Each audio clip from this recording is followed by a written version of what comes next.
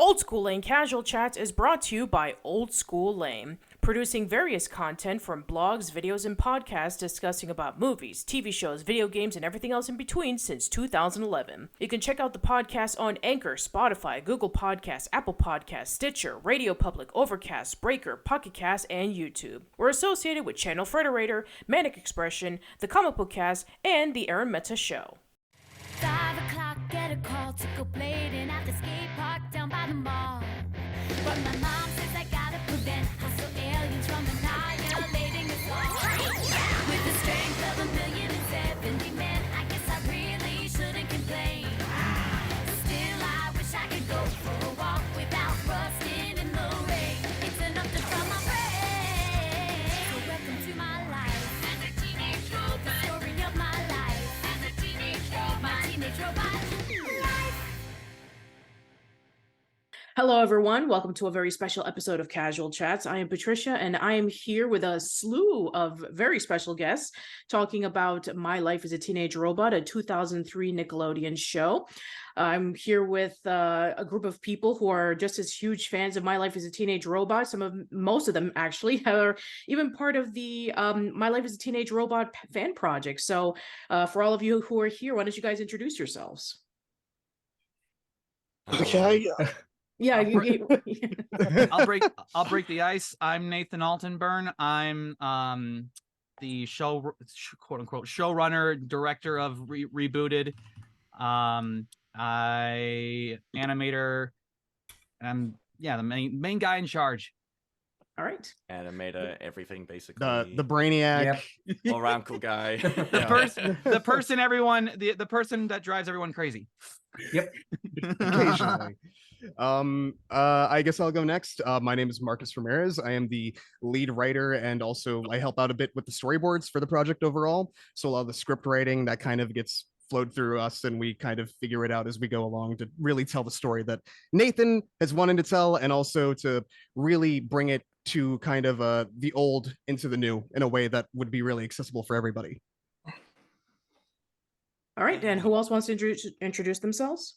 I'll go next. Hi, my name is James Delaney. I'm a 3D animator in Sydney, so that makes for some interesting time zone meetups for us.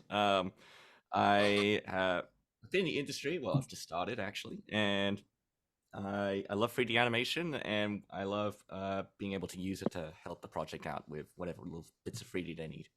All right. Anybody else?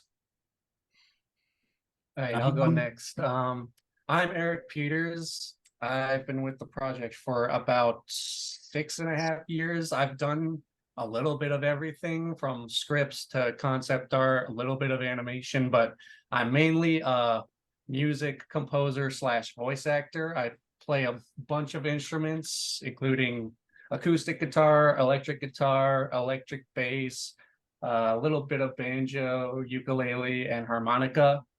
And I'm also the voice of Brad. Awesome. For the Rebooted series. Who else? Yep. Who else? Letta and Sludge from the biker gang, and some other new villains that we haven't revealed yet, I don't think. Oh, well, that sounds very exciting.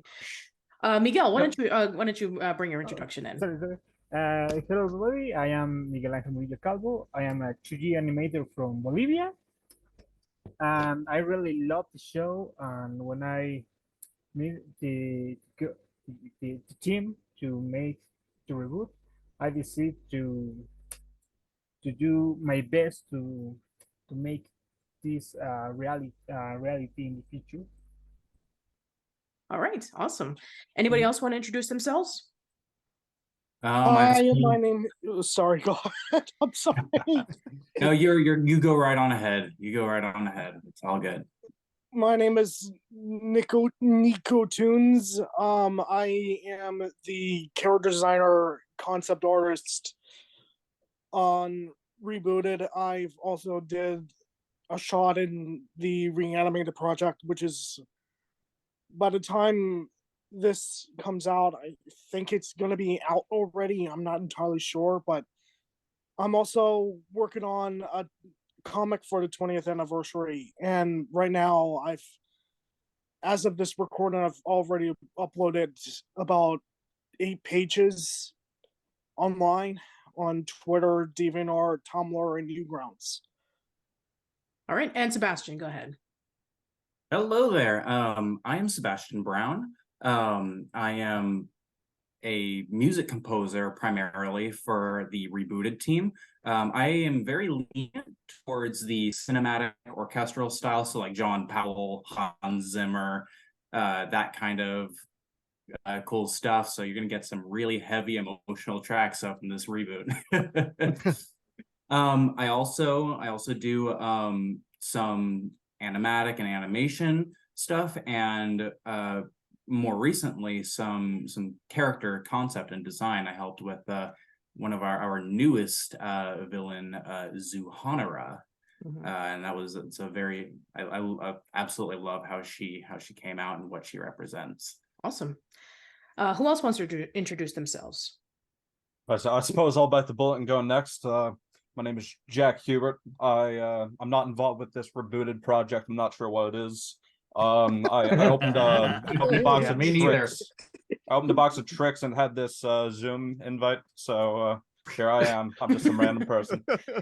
Well, that's you won't be the first time, because I actually did a Angry Beavers 25th anniversary virtual reunion live stream. And one of the special guests that I had on the show actually brought the Zoom link to somebody who was not related to Angry Beavers at all. And I was like, oh. And I was like, oh, do you work on the show? It's like, oh, no, this is actually my cousin. I'm like, okay. Hi, nice to meet you. Nice. I'm just here. Yeah. All yeah, right. but in all seriousness, I run another Teenage Robot YouTube channel called the My Life's Teenage Robot Fanbase, and alongside Nathan here, we run the Teenage Robot community. Okay. And we just had a new guest just coming on into the call not too long ago. So you're our last person. So please introduce yourself. Hello. Can you hear me well? Yes. Absolutely. Yeah, we can hear you. Okay, great. My name is Monica. I am an artist on Rebooted, and it is a pleasure to be here. I'm very excited right now, and I apologize for being a little late. It's all right. You're perfectly fine. So everybody, welcome. I really do appreciate you guys coming on to the show and not only expressing your love and memories and appreciation for My Life as a Teenage Robot, but for also sharing some inside stories about your upcoming projects. So why don't we get into it, shall we? So yeah, let's talk about My Life as a Teenage Robot, show that premiered in 2003 about a young teenage robot known as XJ9, or Jenny, who was created by Dr. Wakeman. And in her small little town, she basically just saves the world from a whole bunch of things, while at the same time having to have the difficulties of growing up as a teenager and having a whole bunch of high school issues, crushes, puberty, and all that good stuff. So yeah, right before we dive deeper into the show, I'd like to know from all of you, how did you first get introduced to My Life as a Teenage Robot? Well, that's going back. Yes, 20 years, actually. 20 years. My earliest memory of Teenage Robot is I already remember being a fan of it, and as it was airing. And the earliest memory that I can think of is there was a Halloween night where I was dressed up I was going as Darth Vader, and I almost canceled trick-or-treating entirely because either it was a rerun or the straight up premiere of the 40-minute special Escape from Cluster Prime, and I almost just like stopped Halloween entirely just to watch that. Luckily we had TiVo, so just recorded it. But that's my earliest memory of Teenage Robot, honestly. It goes so far back that I can't remember the first time I started watching it. Yeah, that sounds like it's kind of interesting that you kind of like got introduced to the show when it was more or less towards the end of the series. Oh, I don't know. Like I don't know if that was that's when I was introduced for it. I think that's just my earliest memory of it. I remember already being a fan. Gotcha. That's why I wanted to stop going trick or treating. Like, it's the movie. I understand. think to me, when I first started watching Teenage Robot, it was way after the show just ended, and I really, before there was Paramount Plus and Amazon and everything like that, the only way you can find the episodes to watch is through YouTube at the time. And I think soon afterwards, I've learned about the Rebooted project, and then I started in September of 2014 for the Rebooted project. But when I first saw it, it was like, how the heck did I not even see this when I was like about 4 years old? Like, I never see. Maybe I've seen little bits and pieces of it, maybe not, but it's like, I don't know. But I instantly became a big fan of the show as soon as I watched the few episodes that were on YouTube. That I think the very first was Agent Sheldon on YouTube. I don't know. It's been a while, but I've since become a huge fan of the show, and I really want to thank Rob Renzetti for creating the show, because it and yeah, just like something big and ambitious as the series has really gotten me into getting better with my art. So that's my backstory on how I first came to see the show.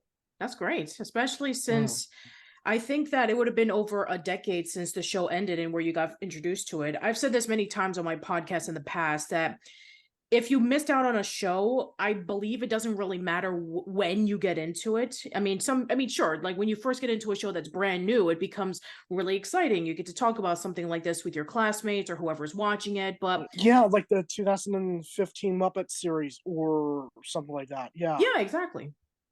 Yeah, it's always good to have a show that you get to see for the first time and appreciate it, and getting to see its entirety, and then getting to have a huge scope on what it's about. And it's kind of like discovering something new, even though that it came out a while ago, and you get to be able to, I mean, like you have here with your with your group of friends and your colleagues, that you're able to just talk about something and be involved in this cool project that would have not been possible had you didn't even get a chance to see it in the first place. And I think that's a really fantastic point, because my first experience with Teenage Robot was actually the fact that I wasn't allowed to watch a lot of cartoons. I wasn't allowed to watch Fairly Odd Parents, believe it or not. Oh boy. I can see why. with how it's become recently, I mean, I don't feel like I'm missing out on much anymore. It's they at rap production. it's not on anymore. So Teenage Robot was one of the shows that I was permitted to watch. And it was, and still is, my favorite Nickelodeon show. Just seeing and yeah, that's like competing with like SpongeBob and all the rest of these classic cartoons. But seeing XJ9 Jenny on the TV, I mean, it comforted me. It was a really just a delightful experience watching the show, and now being part of this team, it seriously just changed my entire course of life. And I never would have anticipated that such a meaningful show can have that kind of effect on someone. That's fantastic. I'm really glad to hear that. It's very akin to when I started being a part of the small fan base of As Told by Ginger when I first started producing some of my content in 2015.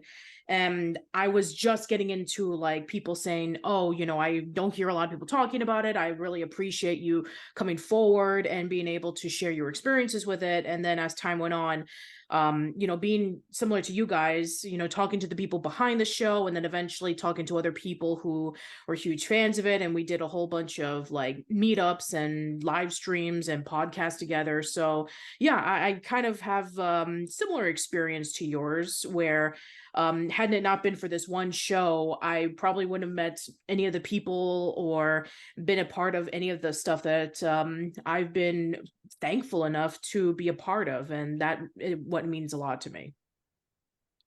Yeah. Anybody else want to share? For me, I got into the show way after it finished. It was like 2017. So at that point, the show had come and gone, and I'd heard about it on like the wavelengths, but I didn't want to watch it as a kid.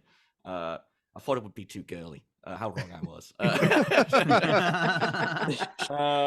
You know, how could a show like that possibly be for like me, a self-realized masculine man of 8 years old? Well, what do you think? Sorry, I didn't mean to say it like that. I don't know why I thought this. I guess it's I guess I just did. But eventually I watched it when I was in university. And when I did, I was like, oh, this is amazing. I love the art style. I love how they change colors and stuff like that. I love the girl power. I love it all. And I fell in love with the show through way after all that had happened. And that was pretty much it. I think it's the only Nickelodeon show that I've like watched completely. So, Oh, wow. Really? I think so. Yeah, I've seen smatterings of things here and there, Rocko's Modern Life and SpongeBob and stuff like that. And they're all great shows, but this one was one that actually like caught my attention. I was like, okay, Gotcha. I'm gonna watch this. Yeah. All right. Anybody else?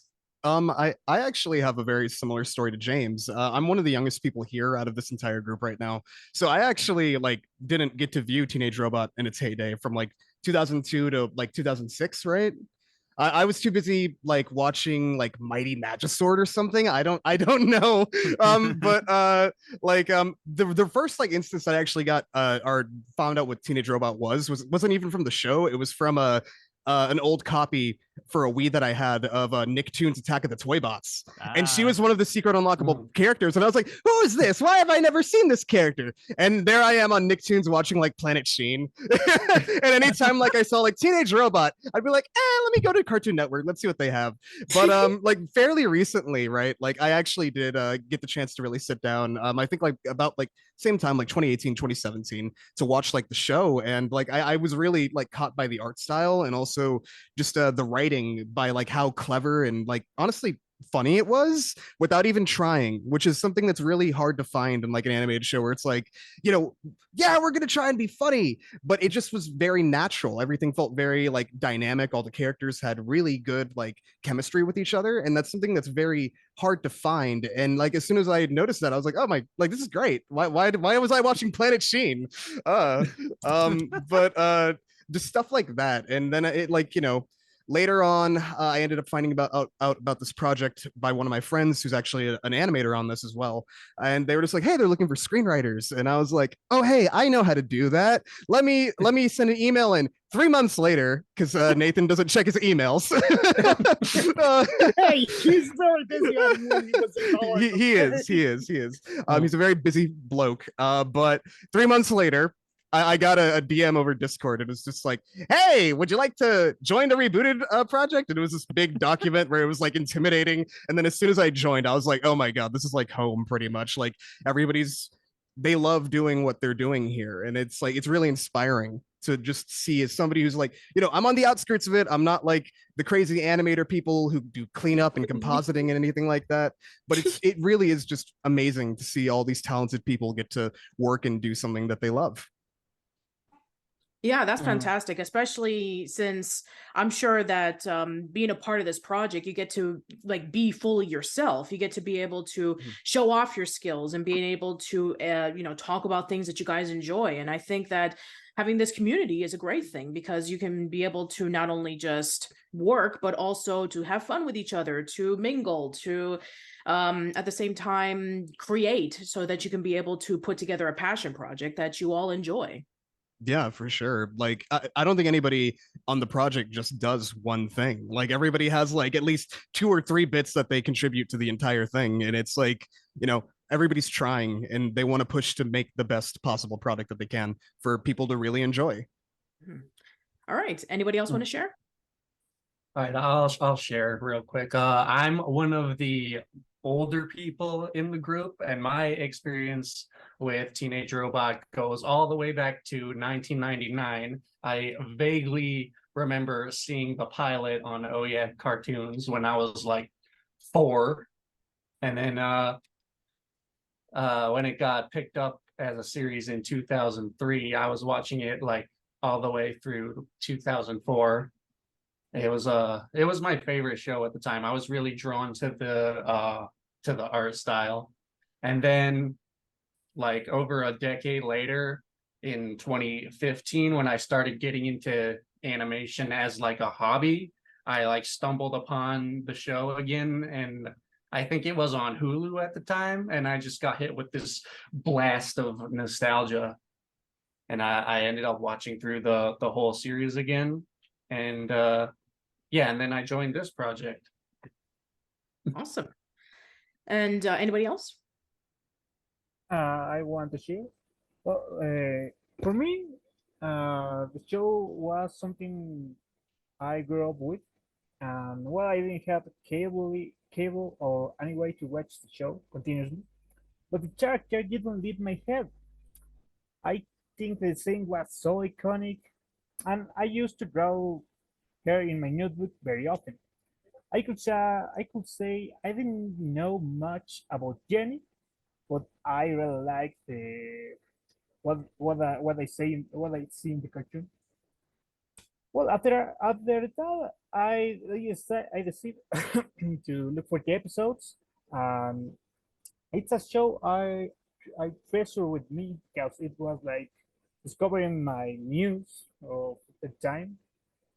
It was very personal for me, something I really appreciate. No, I'm actually curious, especially since you are from Bolivia. Did you watch the English or Spanish version of Teenage Robot? Both versions. I used to watch in Spanish, but I really don't like the voice of Jenny in Spanish. It's something weird because when I hear her in English, I say, why? Wait a second, this is no comparison.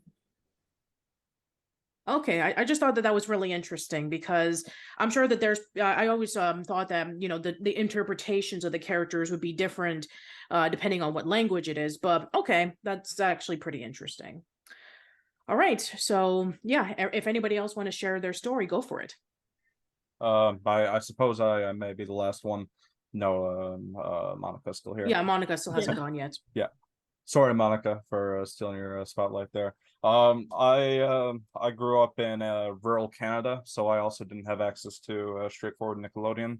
The rights to Teenage Robot and the rest of the Nicktoons go to this company called Nelvana, and they broadcast it through YTV. So 2005, 2006 or so, it aired like 8 o'clock, 9 o'clock, like later than I'd normally be up, like watching cartoons, So I turned it on, and I guess that just stuck with me over the years. And late 2015, I was looking for Nicktoons to watch. I found Teenage Robot, and I've been talking about it ever since at nauseum. So yeah, here we are. All right, and Monica, you can go next. I was actually 10 years old when I first saw the show. So, and it was airing pretty late. So, and me and my brother like watched it together every night. And that's a really like dear memories to me of just like bonding with my brother over like this show that we loved. And you already know how siblings are. You're pushing, you're shoving, but like when we heard the theme song coming on in the living room, it was just we were just like we were so happy to like be watching this that like we didn't even think to like fight each other, to shove each other, because we were just so into it every night. And that's just like, again, it's like it's very dear to me. But a few years later, I decided to start rewatching some older shows I remembered. And since I am Canadian, I actually can watch all of the episodes on YouTube. All right. Well, that sounds great. I mean, you're actually one of the lucky ones because the only way we could see it is on Paramount Plus and on, I think Amazon Prime also has it. So Yeah. I think that you do get to see it on YouTube, but I think you have to pay for it. So, I mean, that's good on you, Monica, that you're able to have ease of access of that. So yeah, as for me, yeah, oh yeah, cartoons when it first premiered, the My Neighbor is a Teenage Robot. I remember I must have been like around 13 when it aired. And I think that I was really intrigued with it because the art style was so completely different from what I've seen with all of the other Oh Yeah cartoon shorts, where you can definitely tell that a lot of them were done more or less kind of like similar to a lot of other stuff that I've already seen before. Like a lot of the stuff, if you were to watch Oh Yeah cartoons, a lot of it was either done by both Butch Hartman and or Seth MacFarlane, because they worked together at the time doing Johnny Bravo. And I know that there's some other ones, but those are the ones that had like a distinct style that I can easily recognize. And then when I saw the name Rob Renzetti, I was like, that name sounds very familiar. And then I would find out in a, I think in a later episode, or maybe it was an earlier episode of Oh Yeah cartoons, that it was the same guy who did Mina and the Count, which I absolutely loved watching back when it aired on Oh Yeah, What a Cartoon on Cartoon Network. And then I was like, okay, so this is the same guy who did that. And I really like his stuff because I really love Mina and the Count. And then I was really happy to see that there was more of Mina and the Count on Nickelodeon. And I was thinking maybe that'll turn into a show, but it never did, but Teenage Robot did. And I was like, I want to see more of what this show has to offer. So yeah, 2003, I was still in college. I think this was like one of the very few Nickelodeon shows I was tuning into because I was slowly fading away from it because, I was already getting at the point where I thought I was too old to be tuning in. And so it was that and As Told by Ginger and some other shows on like Teen Nick that I was tuning into. And I just thought it was like really fascinating how he was able to take that unique retro style and this interesting art deco mixed with like Japanese monsters and robots and put it together into this really interesting hodgepodge of a show that was like really unique at the time, especially since SpongeBob and Fairly Odd Parents were like really, really popular. So it definitely was something that definitely stood out amongst the crowd. So yeah, that goes into our introduction. So we're about 30 minutes in. So I know that this is gonna take a while. So everybody grab a drink, grab a snack, sit tight. We're in for the long haul. We're in for the long haul. With me. Yep.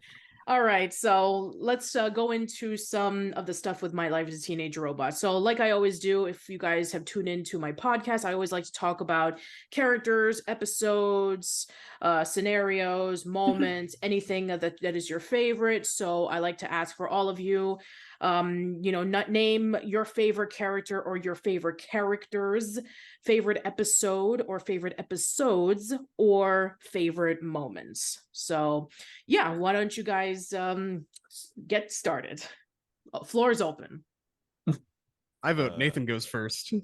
Oh yeah, come on. I don't even know where to start with that. It was like favorite character, favorite episode, oh my god. I guess rapid fire. My favorite episode by far, I mean, I mentioned it before, Escape from Cluster Prime. Love that episode. It's a movie. Yeah, no, it's basically close runner up is Victim of Fashion because I love the art and how everything went. But and how out there they went with all the character designs and the outfit designs and whatnot.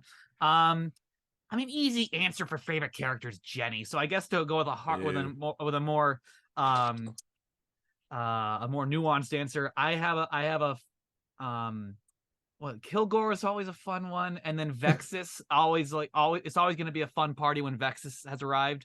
How deliciously evil she is and everything like that. And I'm sorry, what was the other favorites that you Moments. Oh, moments. Oh man, I keep going back to Escape from Cluster Prime. One of the reasons why it was one of my favorite episodes was the big climactic confrontation with Jenny and Vexus atop the skyscraper in Cluster Prime. The music was on point. The act I mean, it was mostly action based, so there wasn't a lot of dialogue. But from what it was like young me was super engaged and ready to go. And then one of the reasons why I ran that was probably with on TiVo you had the list of most watched things. Probably the reason why Escape from Cluster Prime was so close to the top for me was because as a kid I kept rewinding that intro over and over again because I loved it so much. The 1950s style, it wasn't 3D, but it was because it was 2.5D. 2.5D. I think that's the proper term. And the intense orchestral music. I'm listening to music compositions all the time from film scores and everything like that. Love that stuff so much. All right, somebody else. Well, but before we get into that, somebody else just came into the chat. So please introduce yourself. Hi. Jazz. I hope people can hear me. Yes, we can. Yeah, we can hear you. All right, epic. I like Teenage Robot. Can we get your name first? The introduction. Do you want my full name? Whichever you want to introduce yourself. I am Pikachu, also known as Casey. But you can just call me Chaz. And I discovered the show around 2020, during the pandemic, and then I really loved the show, so I joined the community, and things just kind of went on from there. I joined Rebooted, and now here I am talking about it with you and others. All right, now you can go over your favorite stuff. Go for it. Yeah, all right. My favorite stuff, Nathan was just talking about this Escape from Cluster Prime. I won't reiterate what's so great about it, but it was just a phenomenal episode. One of my favorite, unironically, one of my favorite cartoon episodes ever. Also, Vega is queen, and I wish we got to see her more. And then I'd say my other two favorite episodes. This one's controversial. Oh boy. Yeah, I think Nathan knows what I'm about to talk about. The Christmas special. Oh boy! Oh boy! Yeah. That is controversial. Yeah, I really like the Christmas special. Are there flaws with it? Absolutely. There are some things that are just not as thought out as I feel like they could have been. However, I don't care. It's really entertaining. It's just, I love the atmosphere throughout the entire episode. I like how it's a lot more dark than you'd expect from a normal Christmas special, and it isn't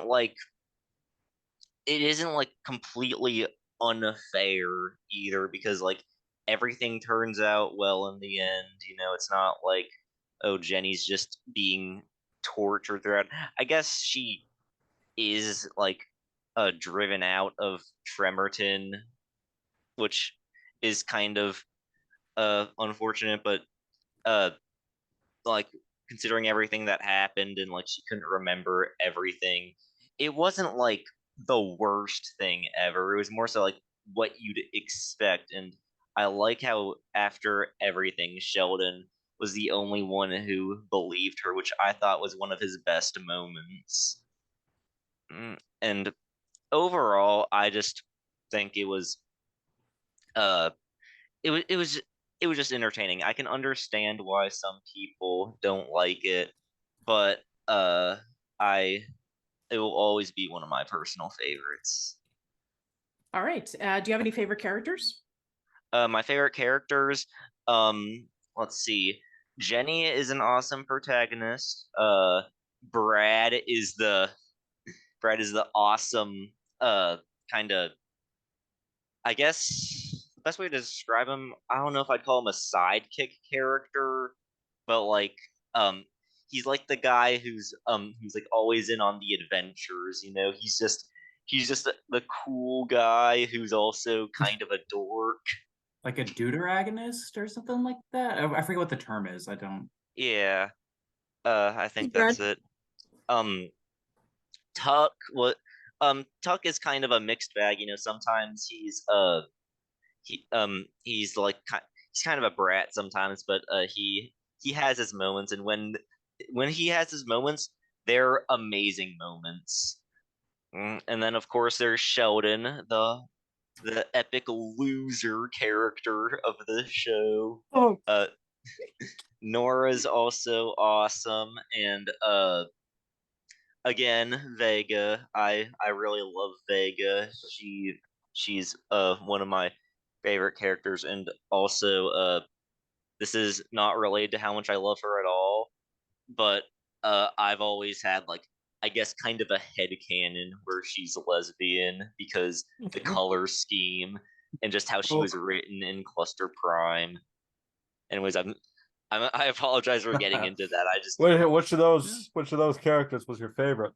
Of those characters, I don't know if I could choose just one. I mean, if I were to choose, I'd say in terms of just how funny they were, I'd say either Brad or Sheldon, but in terms of how precious the characters are, like the characters who I just protect at all costs, it's definitely got to be Vega. All right. Anybody else want to share? So I'm actually going to expand upon what both Nathan and Chaz were talking about, with just how great Cluster Prime is, just as it's just as what it is. It doesn't feel like an episode. It feels a lot more cinematic, and it feels like it has, not to say that the show doesn't have heart. It clearly does, but you can really, really feel that with the Escape from Cluster Prime. You can tell that they wanted to try something different and something new, and it was really compelling seeing that kind of journey that Jenny was going through. And I thought Chaz actually brought up a really good point with how she was portrayed in the Christmas special. I'd never thought about it that way, but seeing it in that perspective, I mean, that literally just kind of like changed my mind a little bit on how I feel about the episode. It's not as bad as people try to make it out to be, I think. But as for like favorite characters and stuff like that, Jenny, it's always gonna be Jenny. Jenny's number one. we don't need to expand upon that. And yeah, Vega's a great runner-up too. She's fantastic. It's amazing seeing those two interact. Jenny finally getting her robot friends that she wanted. And I'm gonna say the biker gang is a really underrated just comedy group. They're hilarious. I absolutely love them so much. Oh, somebody else just came into the chat, so why don't you introduce yourself? Speaking of robot friends, hello. Hello there. Hello, my robot friends. Oh my goodness. Welcome. Oh my goodness gracious.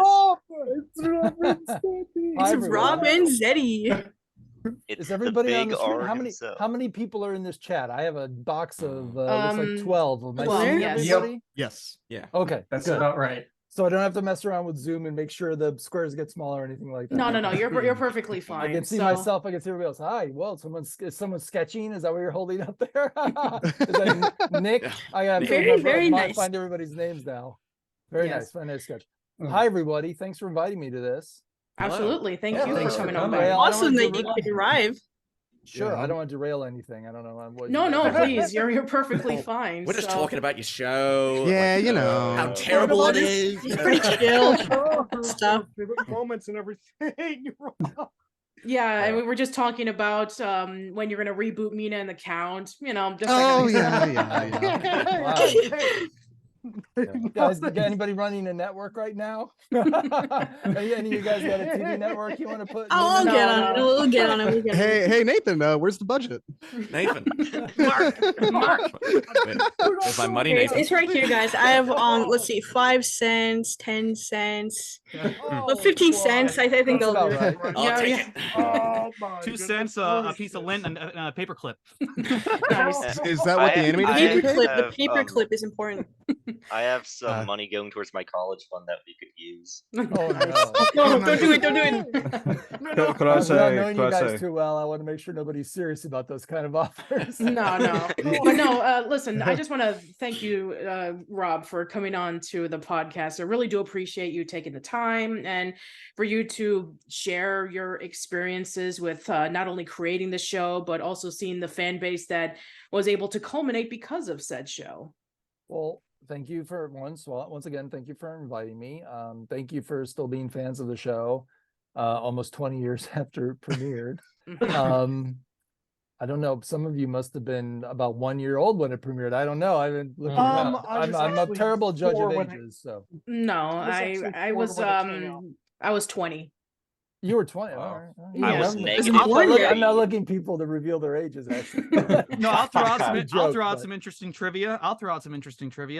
Yeah. What the pilot premiered, I think January of 1999, or was Yes. it 98? 99. 99. Yes. I was about 2 weeks old. Nice. Oh my god. and yet you wrote down the name that pilot premiered. That's amazing. Yeah. I actually You're a very- I think I Very have advanced some, child. yeah, I actually do have Very some impressive. like Oh, you guys got the Nickelodeon book? I do have it. Yeah. Ooh. So do I. Hey. Hey, look at that. It's right here. Beautiful.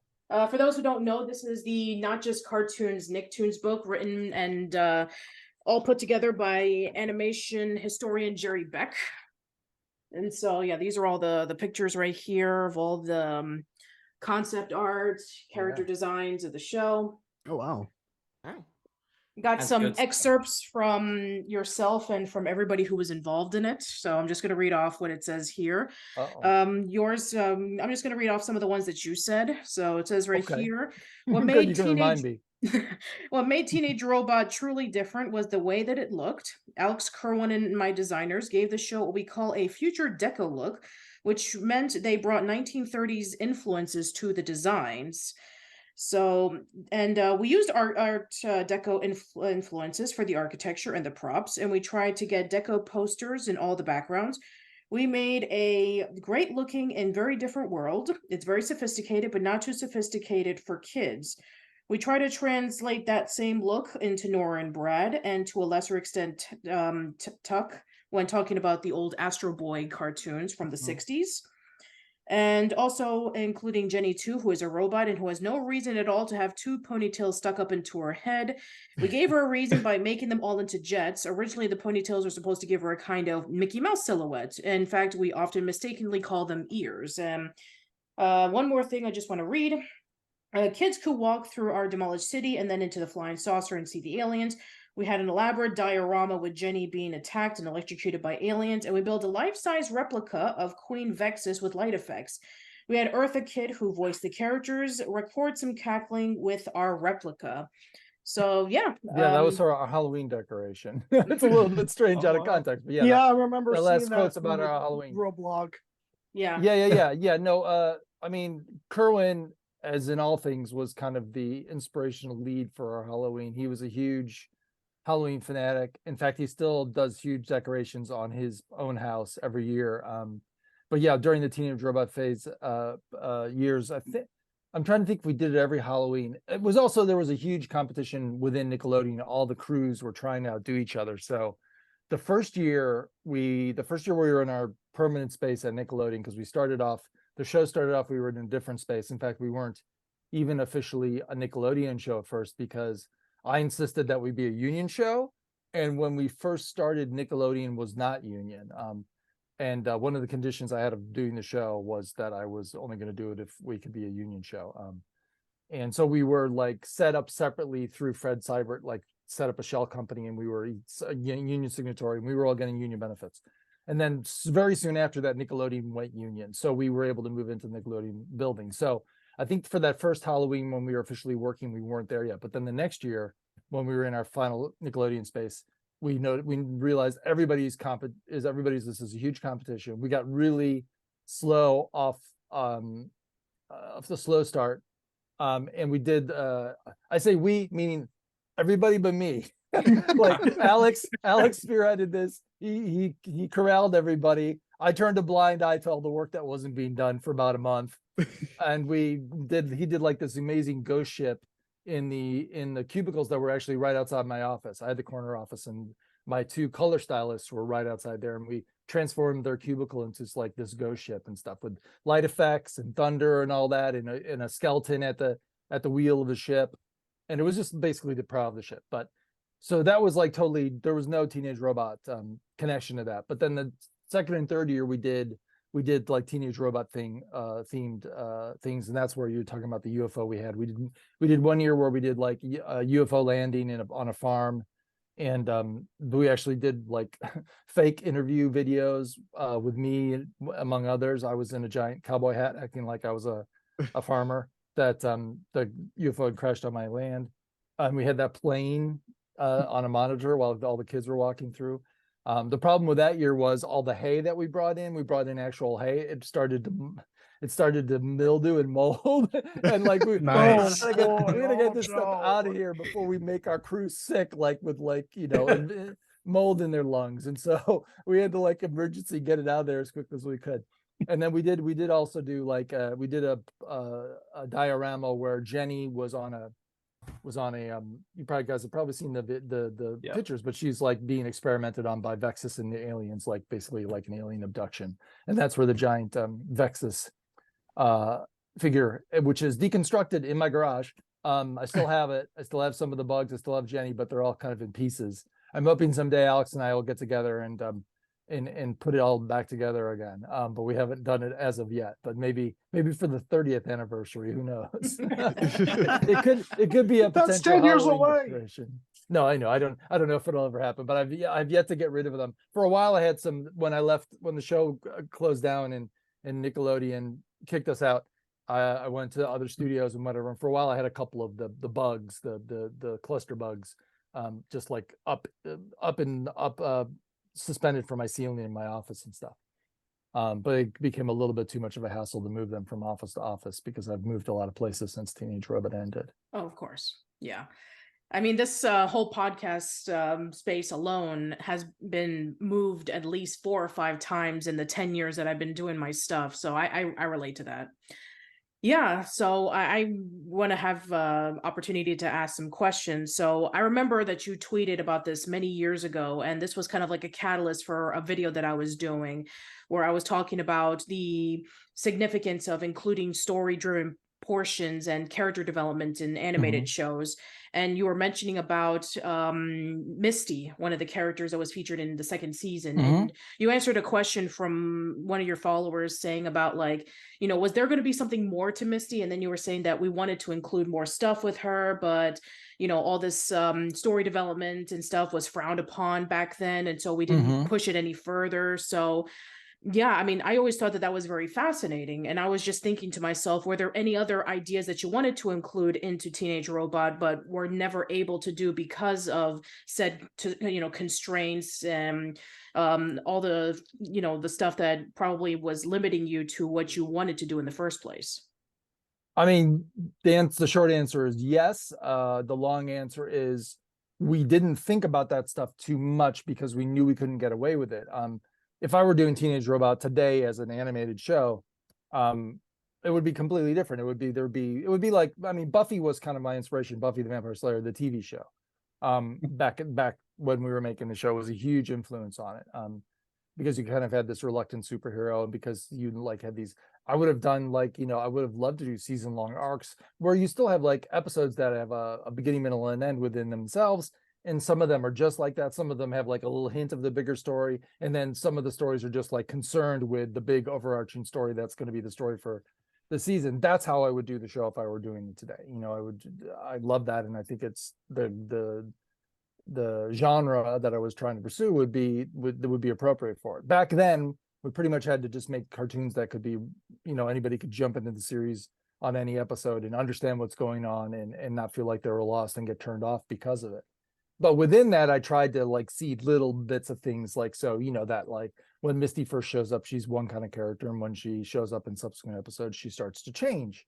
And Jenny's relationship with her starts to change. And in that example, yes, we were going to go further with it. We were probably going to go darker with Misty and make her into a more more of a complete supervillain, at least for a while, and then maybe bring her back a little bit or have Jenny bring her back in some way. But that was never really figured out besides what I just said right now. I didn't have anything further on that because I never got the chance to do it. The same thing with Melody was like those two female characters were kind of a real chance to kind of hold the mirror up to Jenny and for her to explore how she felt about herself and how she felt about her place in the world. And, she starts off the show being a very reluctant superhero. Like I said, she doesn't really want to do any of her superhero stuff. She just wants to be a teenage girl. And though that is always a running concept of the show, and she never drops that entirely, never gets bored, never is like, yes, I want to be a full-on superhero now.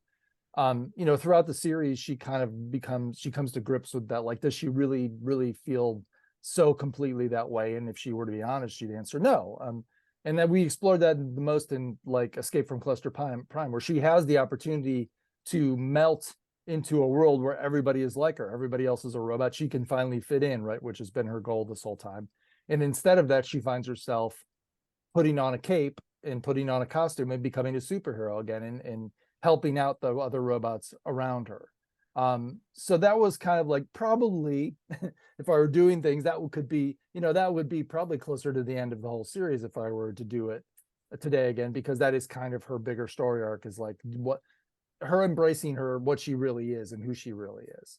And not only embracing and accepting it, but being proud of it and loving herself. I mean, that was her biggest issue I think it is with a lot of teenagers. And that's kind of why we explored that, the idea that like, you have to learn to love yourself with all your flaws. It doesn't mean you excuse any of the bad stuff you do or like don't work to continue to improve yourself, but you have to have a kind of a basic love for yourself as a flawed human being, or in this case, a flawed robot, and go forward from there if you're ever going to have any kind of happiness or happiness with yourself or happiness with other people.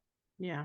Sorry, I'm very long-winded. You may notice. No. I love this. I love when people. You won't get a lot of answers out of me, but hopefully they'll be thoughtful. No, I really do appreciate this. Thank you. This is great, especially since you get to learn very interesting things that you wouldn't be able to learn otherwise. I mean, you could always like try to look online or try to look into said book that I have right here, but. Sure.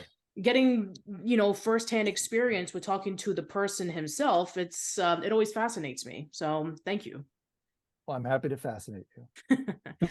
Yeah, so we were just talking about favorite characters, favorite episodes, favorite moments. So yeah, why don't you share your favorite characters, moments, episodes? I mean, it's hard for me to say who my favorite character is. I mean, Jenny is obviously one of my favorite characters because she's the more unique of the lead characters, because of what she is and just her basic makeup.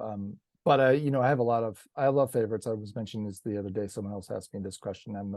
I like Kilgore a lot, even though he didn't show up very often. I just thought he's funny and instantly gettable and one of the sillier characters. And I liked how much he's able to accomplish for being the stupid little toy robot.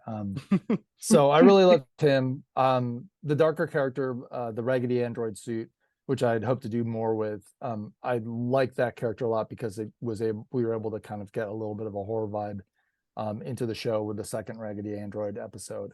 And I had further plans for that. You know, and I wanted to do more kind of spooky and serious episodes, but it wasn't really something that was they were very interested in doing.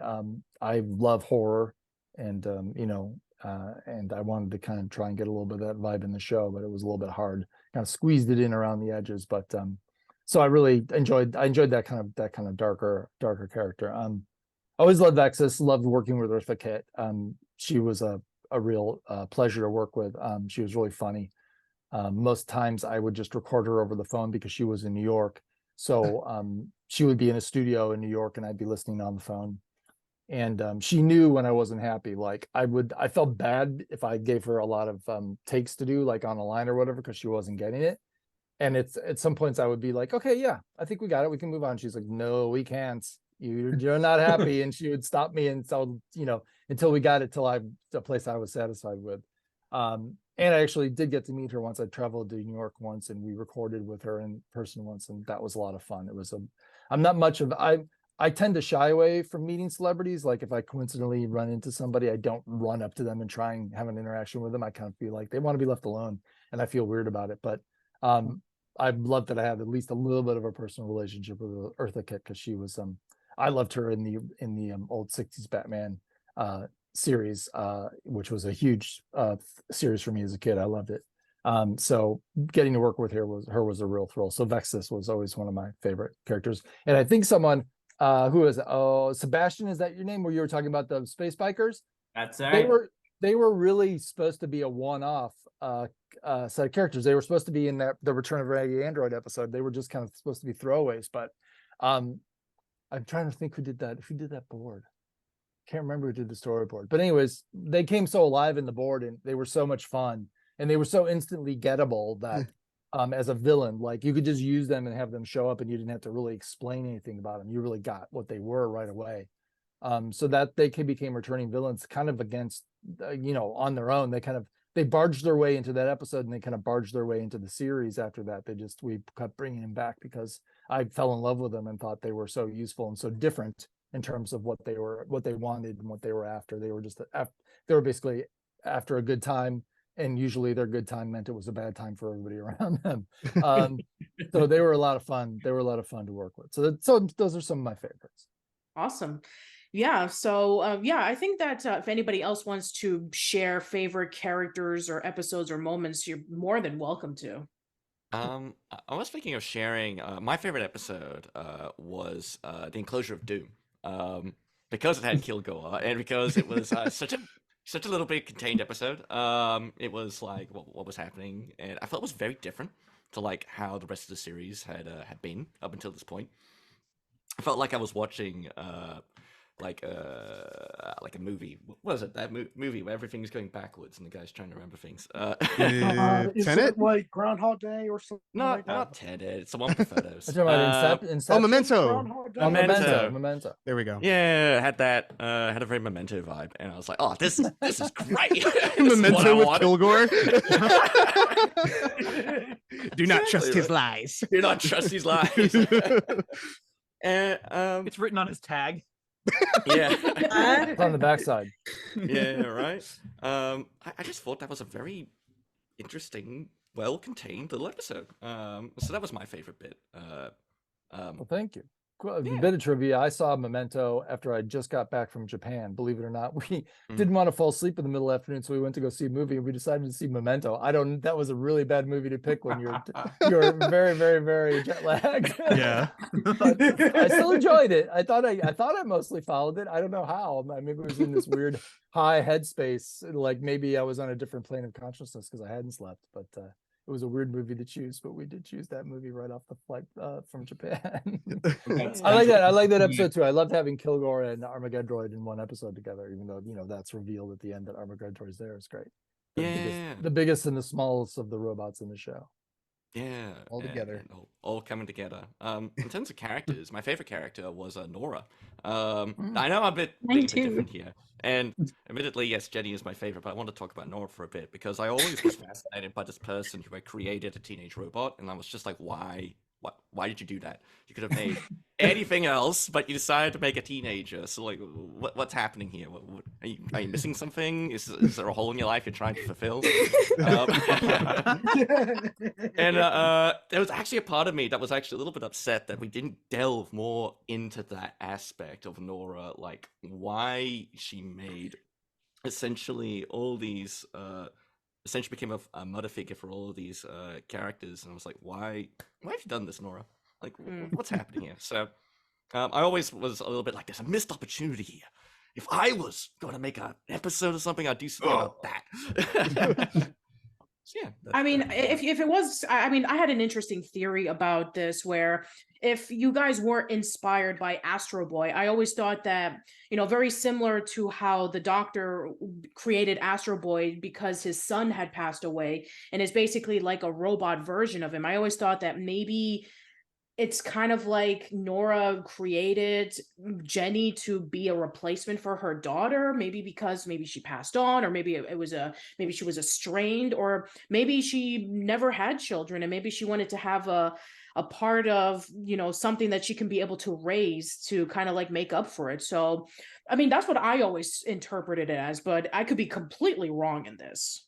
I was exactly Confirm it, Rob.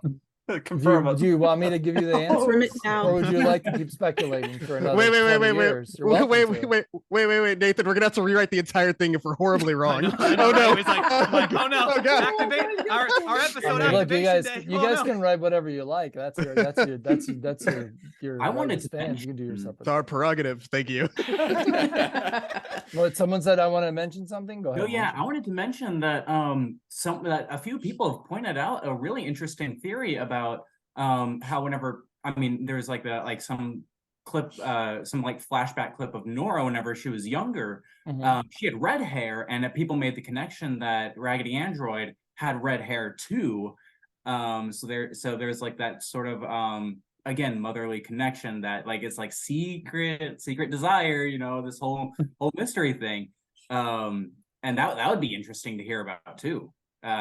What you have to say about I think that I would say that theory is a bit of a reach, but I think it's mostly that Raggedy Android has red hair because we thought that's kind of what Raggedy Andy and Raggedy Ann they have red hair, and that's kind of what that is inspired by. As far as Wakeman's motherly instincts and all that, as far as I know, and we didn't delve into her history, so maybe we'd change it so she did. She never had any children. She didn't intend to kind of swap out robots for children or build robots because she wanted to have children, though she did. If you look at all the XJs, she did kind of make a lot of them childlike, so there may be something subconsciously operating there. The theory that I had, and this is maybe touched on in the show, but maybe barely, I can't remember all the stuff that I've written in dialogue and in concepts order, but the basic concept was that she made Jenny a teenager because teenagers they're rapidly developing, and after all her failures with all the XJs whose personalities were all static, whatever they were, right? All the other XJs are kind of one note. There's one that's a clean freak, there's one that's depressed all the time, there's one who's a brute. She realized that the mistake she was making them so monomaniacal. So she made Jenny a teenager because she thought she would have a more flexible mind. She'd be able to adjust to any kind of situation. She'd have the flexibility to kind of be a successful superhero because she'd be able to make impromptu decisions and not just be tied to any kind of preset programming or anything like that. She didn't realize that she was also going to get the personality of a teenage girl along with it. So she was kind of thrown into motherhood against her will by Jenny, who, calls her mom. And she never thought she'd assume that kind of role with Jenny when she first created her. And if anything, it would be interesting to do some flashback episodes to like Jenny's first days, out of the I won't say out of the womb because she didn't birth her, but out of the metaphorical womb. Yeah, no, none of that. But yeah, there's not, she never sought out motherhood. She was always dedicated to science.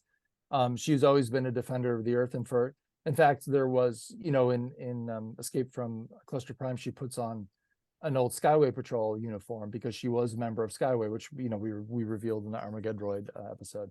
But there was talk back when we thought the show would be successful and go as long as they wanted to do it, that we do a spin-off series called Nora Wakeman of Skyway Patrol with a teenage Nora. And I think that image has been out in the world. Kerwin did a little sketch of her as a young girl. I was actually excited about that idea. But again, nothing ever went anywhere with that because the show didn't get its full run. So they were looking to have a spin-off of a show that they were canceling. But those are my insights into Nora as much as I have. Again, as fans and as making fan fiction, you guys can deviate however you see fit. Oh no, Yeah. I've been silently freaking out because that is almost We know. exactly what we were writing for Activation. Like we had this whole prequel episode that we were like, oh, what better way to introduce all the characters again than to go back before the show even started. And then You've validated this man so much within the last 5 minutes. I have been like Oh, the good. amount of like second guessing that I've been doing where it's like, okay, what Jenny's character, Wakeman's character, does she have a dead daughter? Because that was a popular theory back way in the way. I'm like, no, that doesn't sound like her. And I've been, oh my god. I mean, she's more Geppetto than Astro Boy's father, but you know what I mean. Oh yeah, Yeah, Dr. Temla, But yeah. Geppetto was kind of wanted to have a little boy. But Wakeman just wanted to have a superhero robot. She got a daughter on the side as a bonus and a benefit. And throughout the series, you see her softening a little bit towards, when she calls Jenny, it means she's feeling a little bit more motherly towards her and a little bit more tender or protective of her. So she has those feelings. She just doesn't like to admit them or let them get in the way of what she sees as her mission, which is to protect the Earth and to do so with XJ9. It's such a cute dynamic. I love it. I Thank love you. him too so much. Well, it's hard to sell an old woman character on a kid's cartoon, but I thought it was important. I was very much into strong female characters. All the strongest characters on the show are women or female. Kind of the goofier comic relief characters are mostly the men. And that was on purpose because I wanted to balance the scales of what was out there. Makes it a harder sell to everybody, but we managed to get it on the air, and I was always happy with the fact that Dr. Wakeman, was an esteemed scientist of some renown and regard and a lot of ability.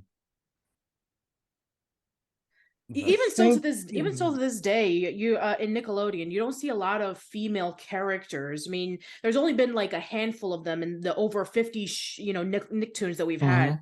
You have Eliza Thornberry from the Wild Thornberries. You have Ginger Foutley from As Told by Ginger, Jenny, of course. You have Bessie Higginbottom from the Mighty Bee, Cora from The Legend of Korra. And you have like sprinkles of various other shows that had female protagonists.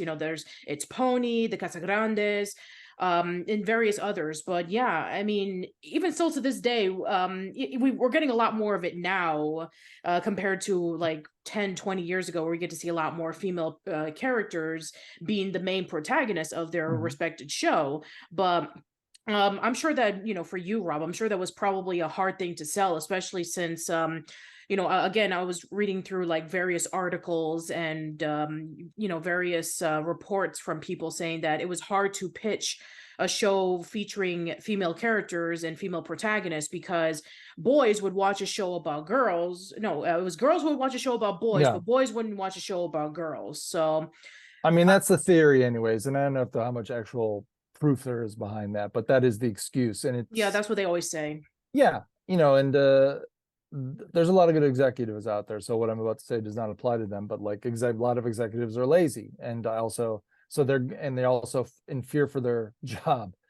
So like they aren't going to put their necks out necessarily, or they're not going to take a gamble on a show. They're going to try and usually make the safe decision, make this decision that's backed up by, focus groups or whatever, or their own history and whatever. I mean, that's why you know, so you see now Nickelodeon doing a million SpongeBob spin-offs because SpongeBob is, you know, arguably the greatest cartoon character of this generation. And, you know, he's been going for forever. And why not do 3 other shows based off SpongeBob? It's the obvious choice, and it's nobody's going to get fired for making another SpongeBob show. But yeah, no, it's difficult to sell shows with female protagonists. It's still to this day. You know, so the creators shy away from it. I honestly, I never really sold the show. I did the pilot. I went away, and then basically I have Fairly Odd Parents to thank for Teenage Robot, because Fairly Odd Parents was such a big hit. Nickelodeon looked back at all the other pilots that had been made as part of the Oh Yeah Cartoons program, and they liked mine, and they decided they thought they could make a show out of it. So I went away. I did a very short show Bible after I did the pilot of what I thought the show could be like. I left that with one of the execs at Nickelodeon. That exec left Nickelodeon, and so I thought any hope that my show would get picked up was gone. And then the next thing I knew, Fred Seibert was telling me, they may pick up your show. And then the next phone call I got was from Margie Cohn, who's one of the Nickelodeon execs at the time, and saying, we are picking up your show. So I never had to do any kind of song and dance or tap dance or anything, or sell anybody on the idea. I just did the pilot. I did a Bible. I went away, and they said yes. And that was it. And we went on from there. So it was like a string of luck or something like that. It was very lucky. I mean, it was a string of, yes, it was a big string of luck. You know, and it was lucky that Butch's show became such a hit, because they like, again, not having a lot of imagination, they went like, well, where did that come from? Oh, it came from Oh Yeah Cartoons. Well, what other Oh Yeah Cartoons could possibly be a series? And they saw mine, and they saw the series potential in it. And there was actually some initial talk of it, like, oh, they're interested in it as a series when I first did the pilot, but it didn't amount to anything at that time. And Fred Seibert, who again was the kind of exec in charge of Oh Yeah Cartoons, told me, if you don't want to stay here right now, go to the next studio, do the next thing you want to do. If they want to do a show with you, they'll get you back. You don't have to stay here on the hopes that they may do your show in 2 or 3 years, because otherwise they're going to be too hurt and not want to do a show with you. They will do a show with you if they want to do a show with you. It doesn't matter where you are working at the time. So I took his advice, and I left and did some other things in the 3 years between the time I did the pilot and they picked up the show. So awesome. Yeah, I always love hearing behind the scenes stories about that, because you get to see that, you know, there could be a possibility that it may not happen, or if it does happen, what are the changes you have to do? What are the additions or subtractions that you have to do? So yeah, I just thought that, you know, coming in from the original pilot over to the animated series, I mean, other than some bits and pieces of the art style and basically getting more ideas and stuff implemented, it's more or less, from what I saw in the first episode, the pilot redone, and then, you know, you just take it from there. Yeah. And I probably shouldn't even redone the pilot. I should have probably just started in the middle of the show.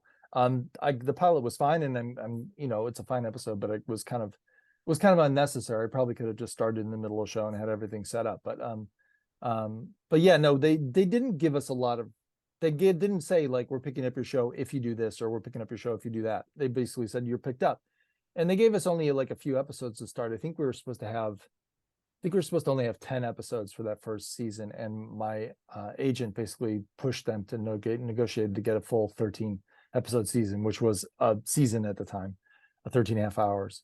And they didn't really give us any.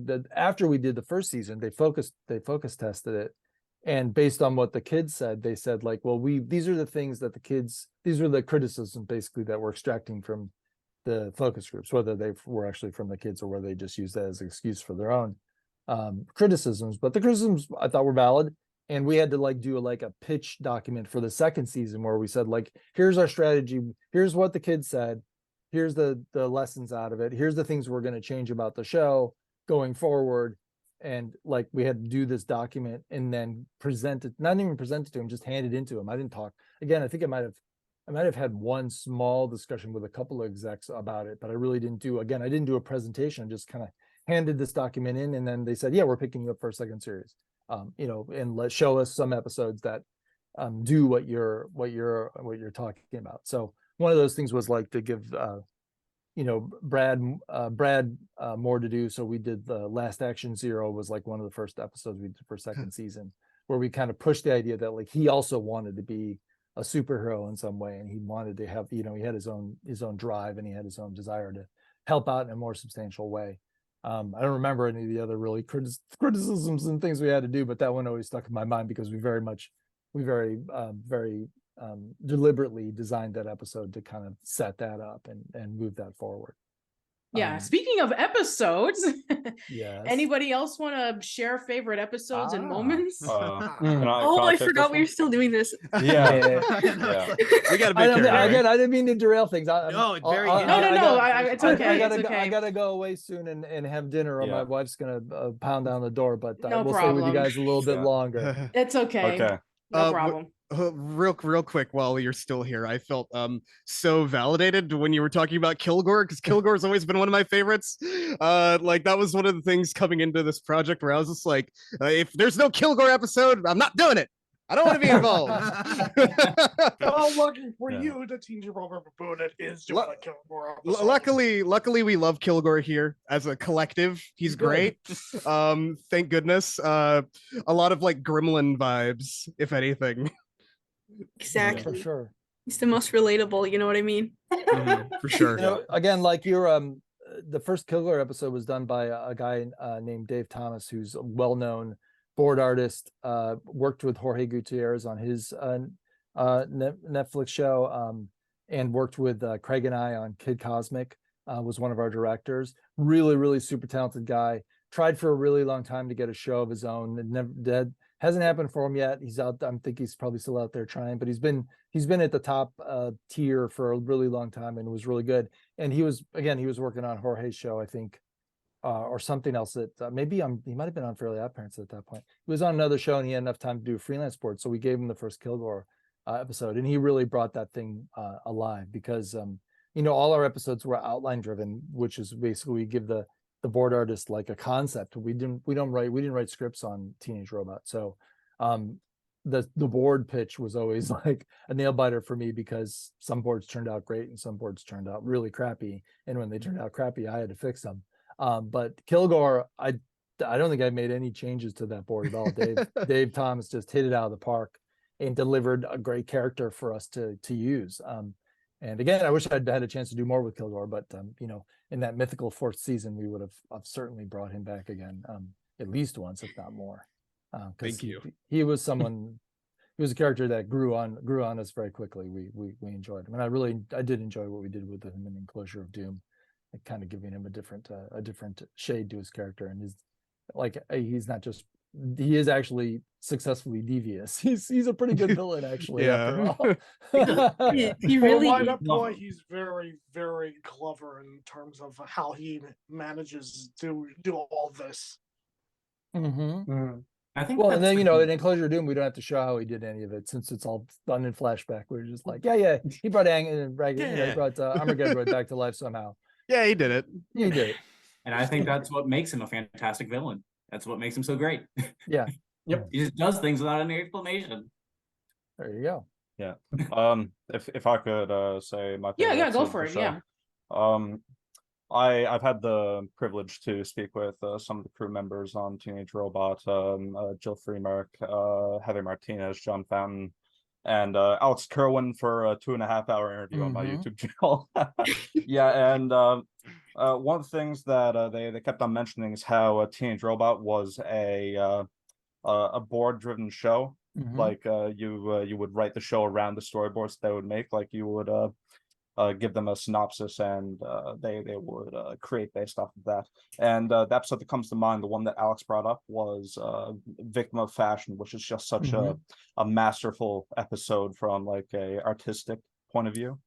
Yeah, so that's mine. And also I just want to congratulate you on your book that came out literally last week. Here it is, everybody. Hey! Graham blurb in the book.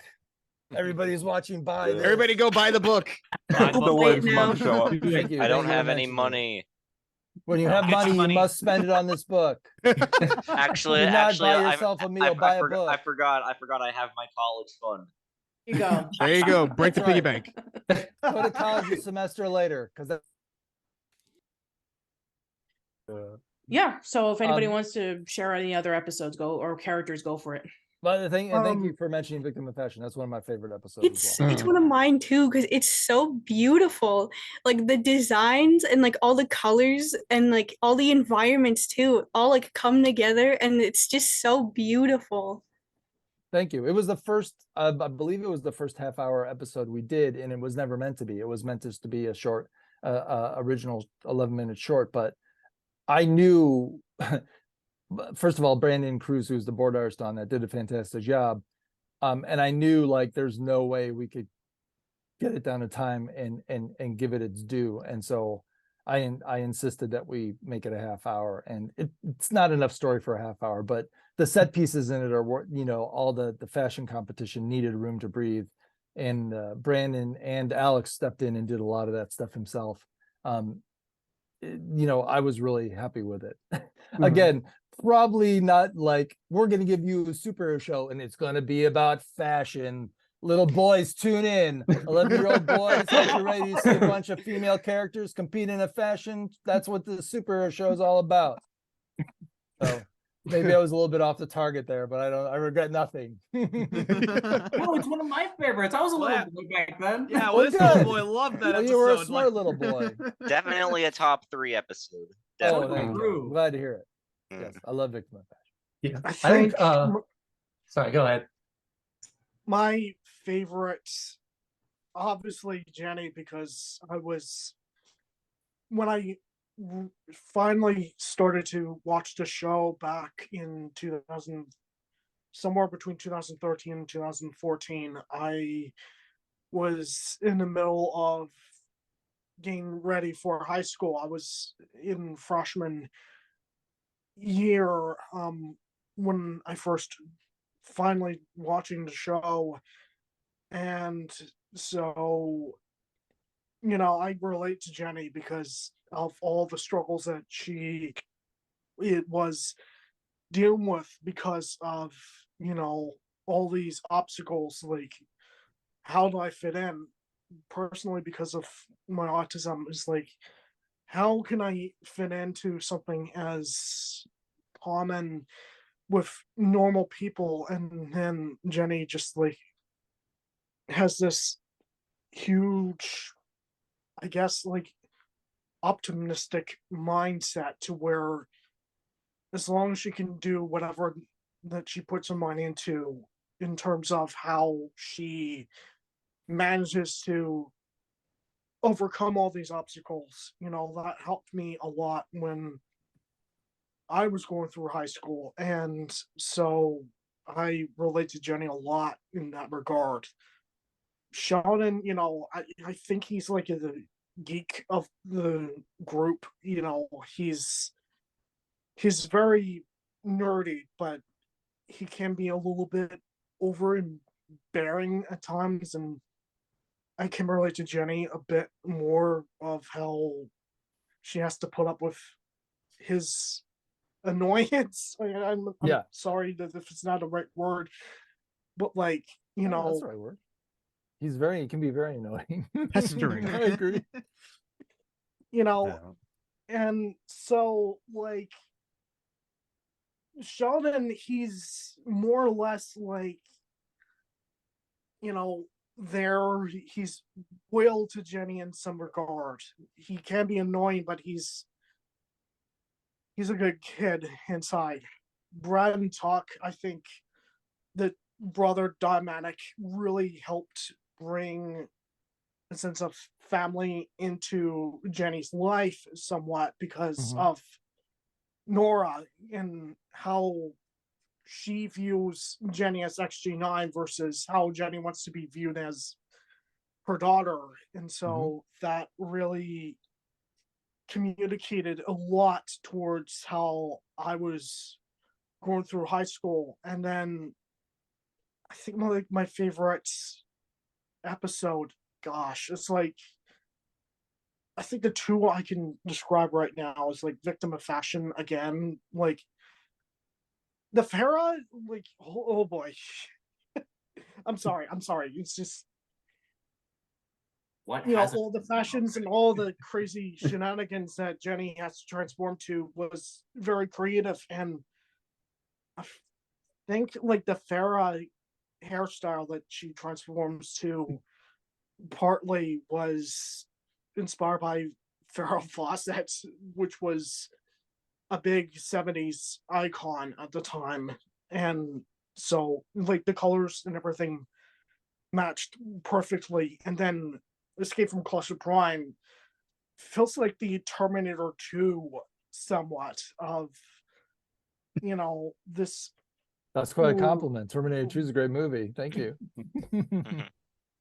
Yeah, like Terminator 2, in which, you know, the cluster takes over Trauma 10 during the 300th anniversary. Jenny gets left out because of, you know, she's been fighting Vexus in the beginning of the special. It was a primetime special, I think. I remember reading about that in like either TV or the Teenage Robot Wiki. She goes into Cluster Prime, and so everyone's panicking, but Wakeman and Sheldon team up just so they can actually help get Jenny back, while at the exact same time Brad and Tuck are trying to get Termiton back from Semitis, who takes over and who is voiced by Steve Bloom, who also did Cowboy Bebop. I certainly remember hearing a bit about Steve Bloom's other works as well. Like, but in terms of Jenny herself, she, you know, everything just comes together so nicely. And, you know, I really think Escape from Cluster Prime is one of my all-time favorite episodes. The voice cast did a terrific job with everything that they did. Like, even having Thorn Birch. I'm sorry if I pronounce her. No, that's right, name Thor wrong. Birch. You got it. Yeah, she was Vega. And it's like, until I recently saw Hocus Pocus, the Disney movie, I didn't know much about Thorn beforehand, but you know, she was great as Vega. And so it was like, it's so beautiful. Like the 2.5D elements of like some backgrounds did really good job of conveying, you know, how big Cluster Prime is, or how big the hall was when Jenny goes into Vexus's headquarters and discovers the chips and everything. And so it's like, man, I'm just invested with the entirety of this special alone because of how great the character growth goes with Jenny. And so it's like, yeah, Jenny, Escape from Cluster Prime, you know, everything to me just felt like, you know, be proud of who you are and everything. And it's like, I honestly consider that as someone who's ASD or autism. It really, really captured what I was feeling at the time. And sometimes I go back to Skip from Cluster Prime and think, it must have been good for Jenny to finally accept who she is and feel needed, you know, as her last line was in the special. It's just nice to feel needed.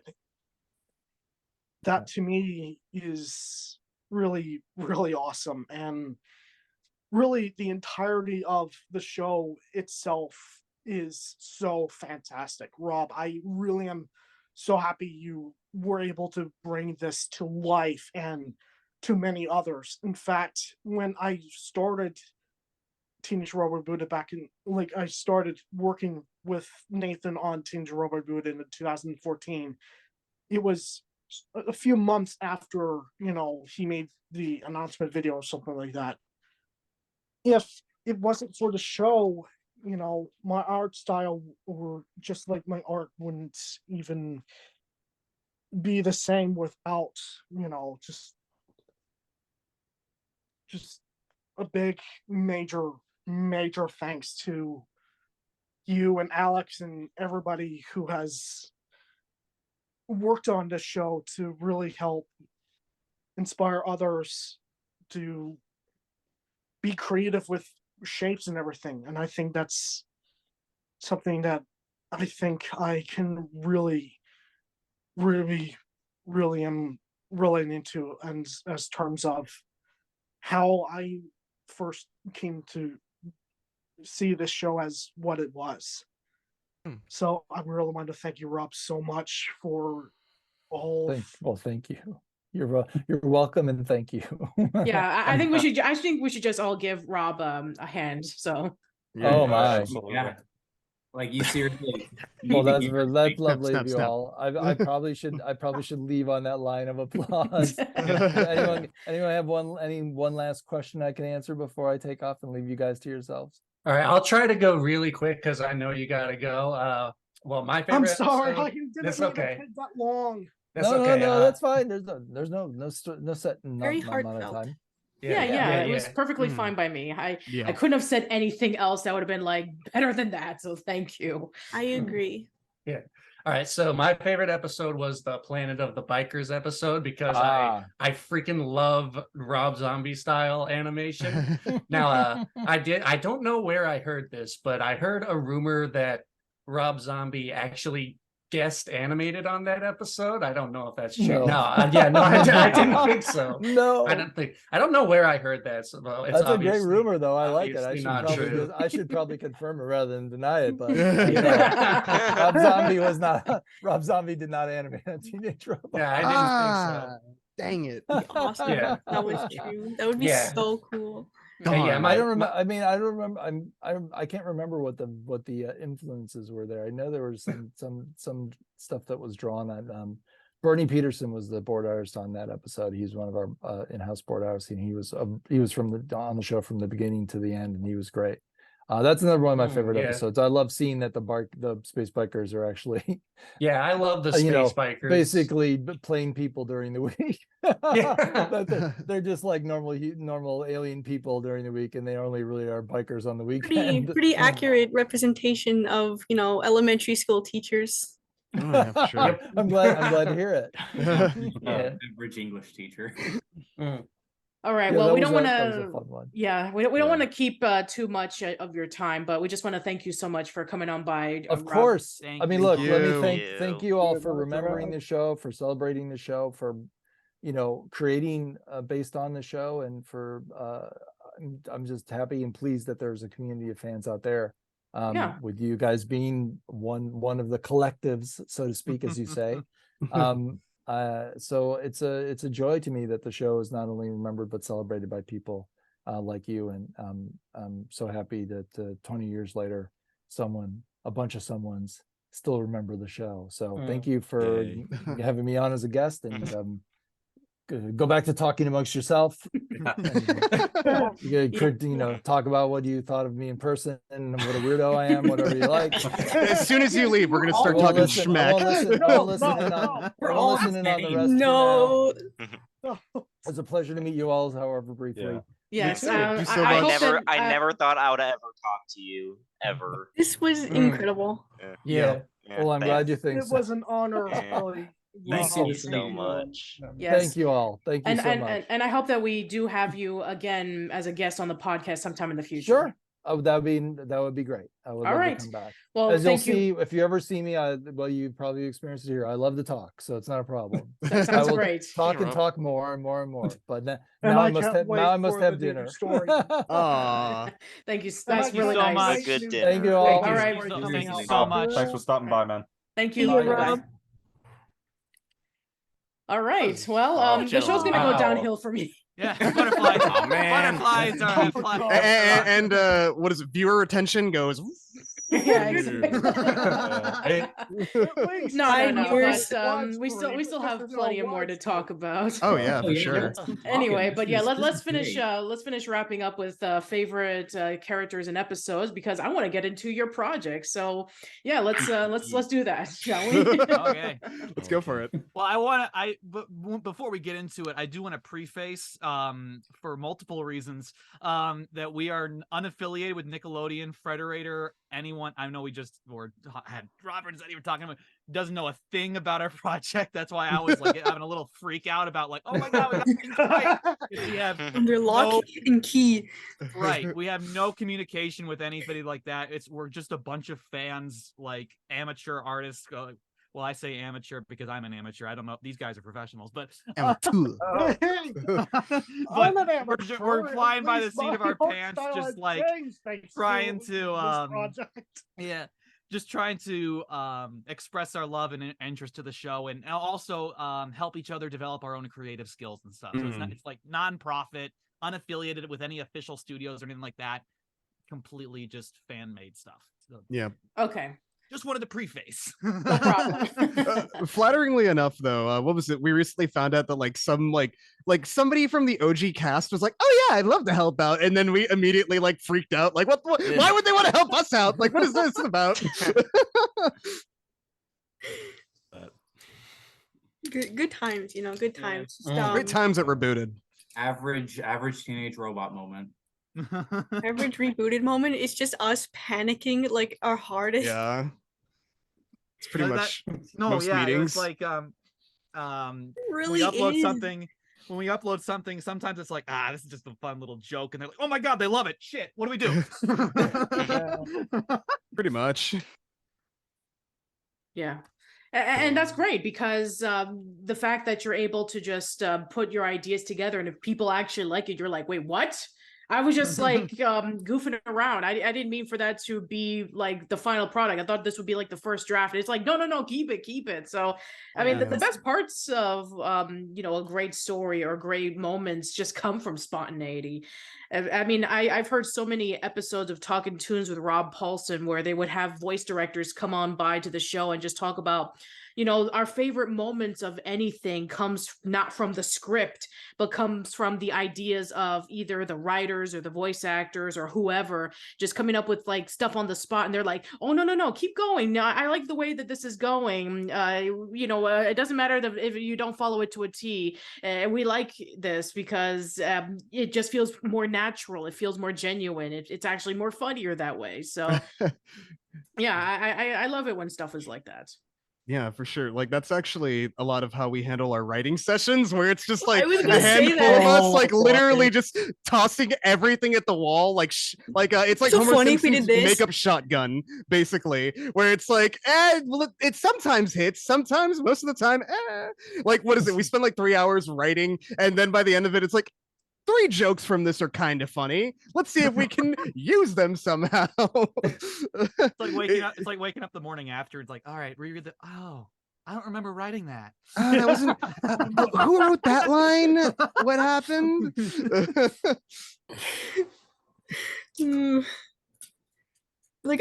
You're like, oh, it's making me think of so many things. Like I know exactly what you mean. Like I know exactly what you're referring to. What is it? Ice cream off the sidewalk? Out of context, like I don't think anybody would get that, but like some people. You don't need to know, audience. Yeah, you don't need to know now, that. Ice cream, now I know. It's like just something random, something completely random. Funny, am I right, team? Yeah. Right. Anyways, yeah, sorry. back. Did anybody actually have any more favorite episodes characters? I'm so sorry. No. It's called Casual Chats for a reason. Oh, okay. All right. So yeah, anybody favorite episodes, moments, characters, ice cream? I would like to say, I'm personally a big mint chocolate chip kind of person. I love mint chocolate chip. Yeah. All right, but my favorite character from the show, I always had a soft spot for the Crust cousins. Because oh yes, yeah, classic. Yeah, one thing I like about them, they're not really like any of the snobby popular girl type characters on any other show. They're just like they're different. Like one's a fashionista, one's like a this ghetto chick, and I really like that like sets them apart. And I just love their attitude. Like, I don't think I can say the B word on No, here. no, it's okay. You can. Okay, I don't care. they're such like little bitches. I love them. Oh my goodness. I think you mean they are those bitches. Get it Yeah, right. exactly. Like They I don't. slay. Obviously, I don't condone that kind of behavior in real life, but in fiction, I love it. The best characters. behavior, the actions and behaviors are fake, but the entertainment is real. Exactly. Yes, they don't make Reality. you want to like pull off your hair and saying, "Please just get away. I don't want anything to do with Yeah. you." Yeah. Yeah, It's always a and- joy to see them. Yeah, and I think one of the reasons why is because of their performances. Moira Quirk and Cree Summer just do a phenomenal job of bringing these, crust cousins to life. Where ordinarily they'll be like, okay, we have the stereotypical fashionista, we have the rich popular girl who's just snotty and snooty and just basically just saying that they're better than everyone else. But they just bring so much personality to it. It's like you actually enjoy them. Yeah, they have a lot of chemistry too with each other. It one's makes a like lot of us. sense. They're cousins. Yeah, Yeah. like the one's like this posh British girl, and the other one's like the Cash Me Outside girl, basically. Yeah. Pretty much, yeah. Oh my goodness. What a Personality description. outside of their, just terrible actions. They have a personality outside of that too. Which is- Yeah. That's what I like about them. Just- Yeah, I mean, I never would have thought that the same person who was the referee on Nickelodeon Guts can play like this sophisticated fashionista who basically is just pushing around everybody saying, "Out of my way, I am here, please worship me." I just thought that's hilarious. She's also what else is she in? She was in Skyrim, and she's also in Hogwarts Legacy. Yes. Oh. Yeah, she's become a much more prominent voice actress since then. Yep. Yeah. She plays the herbology teacher that everyone's simping over. Ah, Wow. I have not played Interesting. Hogwarts Legacy, so me neither. I am just taking your word for it. Yep. Oh, you know Internet's what? going crazy for her. I wouldn't be surprised. I legit. I got a different show on the brain. I now I know what you're talking about. Never mind. Oh no. Mark, did you get it? What I? What Oh you... no. Wow, this is Let's inside move joke on. hour, Let's move on wow. to this next topic. What's happening? Let's move on. What? I thought you were Next- talking. next person. I thought you were Yes, talking about Owl House. Oh, the Owl House. Okay, yeah, that's a completely different show with a different cast. Hmm. No, Oh, yeah, the Lumity, The, there you go. the There you go. herbology teacher in that one. Yeah. That was like, oh, she played what? Do not confuse those two. All right, so anybody else want to share? I would like to share. Go for it. Okay. I think my favorite episode is Mean Over Mother and how Jenny overcame her limits to defeat Gigawatt, an enemy that seemed impossible for her. What I like most is that this thing wasn't just about defeating the villain. Jenny had to grow despite all of the defeats against an unbeatable force. I think that was a very powerful message of the episode. The colors in that one were really cool too, with Gigawatt and all the Yeah, the color work of the episode is really amazing. It's done very well. You can really gauge the sort of danger she feels in like all of the scenes. Yeah. Well, and one of my favorite characters is Melody. Because she's like Jenny, but she doesn't have any sentimental support or someone. I really would like to see how her charity arc was developed. All right. Well, thank you for sharing your favorite episodes. I think that those are pretty good too, considering that it does bring an interesting dynamic to the show that you probably wouldn't been able to expect, which that's what makes the show really interesting, is that it always brings something new into the table. What you think it's going to be one thing, but it completely changes direction in another. And I since he had mentioned Melody, it just it just clicked. That one of my favorite interactions and jokes in the show was the moment Melody and Brad, they walk back up to Brad's house, and I don't remember what the exact dialogue was, but Melody or one of the two says something about doing something else with their lips, and then Brad pulls out the trumpet. Hilarious. That was so good. That singular joke has influenced so much about like how we view Brad as a character. I'm like, okay, so he has hammer space. He can just like he just like whip things out when like whatever he wants a trumpet. Here you go. Yeah, pretty much. I was carrying it the whole time. Oh, you don't want it? Back in the mystery pocket. It's cartoon logic. What else? He's our go-to guinea pig for like slapstick, pretty much. It's like, Right, that's can we make this joke he's work? so good. You can like make him say anything and it's in character. Yeah. I always. Sorry, go ahead. Eric, you voice the guy. You gotta say. Yeah, you gotta say something. I always thought of Brad as like the personification of the song "Pretty Fly for a White Guy" by The Offspring. Because if you listen to some of the lyrics, like it describes him pretty well. Like he's trying too hard and he's not quite hip, but in his own mind, he's the dopest trip. What?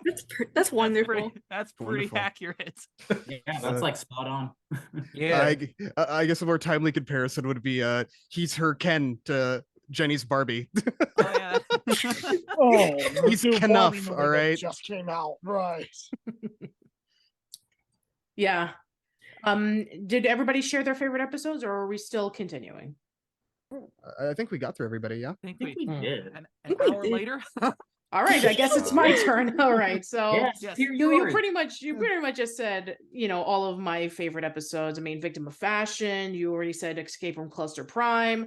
I mean, there's really not much for me to add into it other than what you just said. And as for like favorite characters, I mean, you already mentioned about pretty much all of them. I mean, I think that's you pretty much cemented on why the show is so great and why the show was able to stand out amongst everything else. And I think that I really don't have much to say. So yeah, Cluster Prime, Victim of Fashion. I mean, those are the episodes that are fantastic. Jenny's a great character. You have Brad, Vexus. I mean, everybody yet you guys said it's been wonderful. So yeah, that's pretty much what I have to say about that.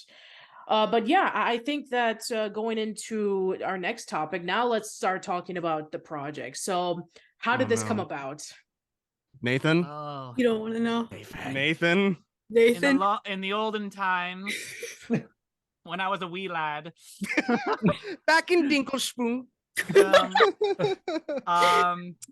Let's see. I was a middle school student going through a nostalgia trip, rewatching his favorite cartoons from when he was a kid. I was like watching, I think it was like Invader Zim. I binged through that whole thing. Martin Mystery, Spectacular Spider-Man, just going through all these, and almost every single one I watched ended in cancellation, like the story unresolved, didn't wrap up, like there's loose ends, and I got angrier and angrier and angrier that like I'm like, damn it, I just want the story to like conclude, and then I move on to the next one. I get angry all over again. So at one point I just got the idea, you know what I'm just gonna start animating, and I'm gonna see if I can like make like a finale to a episode of a series that like I liked, and see what happens. And so I tried narrowing it down and whatnot, and about what styles I could replicate with my style and what was feasible for me, even though I was like totally over over your head, and I didn't know it yet. But eventually I landed on Teenage Robot, both because of the art style being like so unique and easy to replicate. It's pretty, once you get the basics down, it's pretty easy to draw in Teenage Robot style. Yeah, a lot of it's just basic geometric shapes. Yeah, and then once you get that, and then simplification, retro style, and then reference Art Deco constantly, and then it's pretty. But anyway, the other thing that attracted me to Teenage Robot was unlike other episodes, other series and whatnot, where it was like, well, this there's like You just need like a finale to wrap everything up and be done. Teenage Robot, I felt like I started to get like, not only did I think of like a finale or something to it, but I thought of like, oh, but you could still do this episode. You could do that episode. Whoa, but wait, this plot line is still a little unrestored. You can dive more into it. I felt like there was potential. Like, not only did it deserve like a finale, but like I felt like it could last another season or two if like and so that's what I started building it up and whatnot.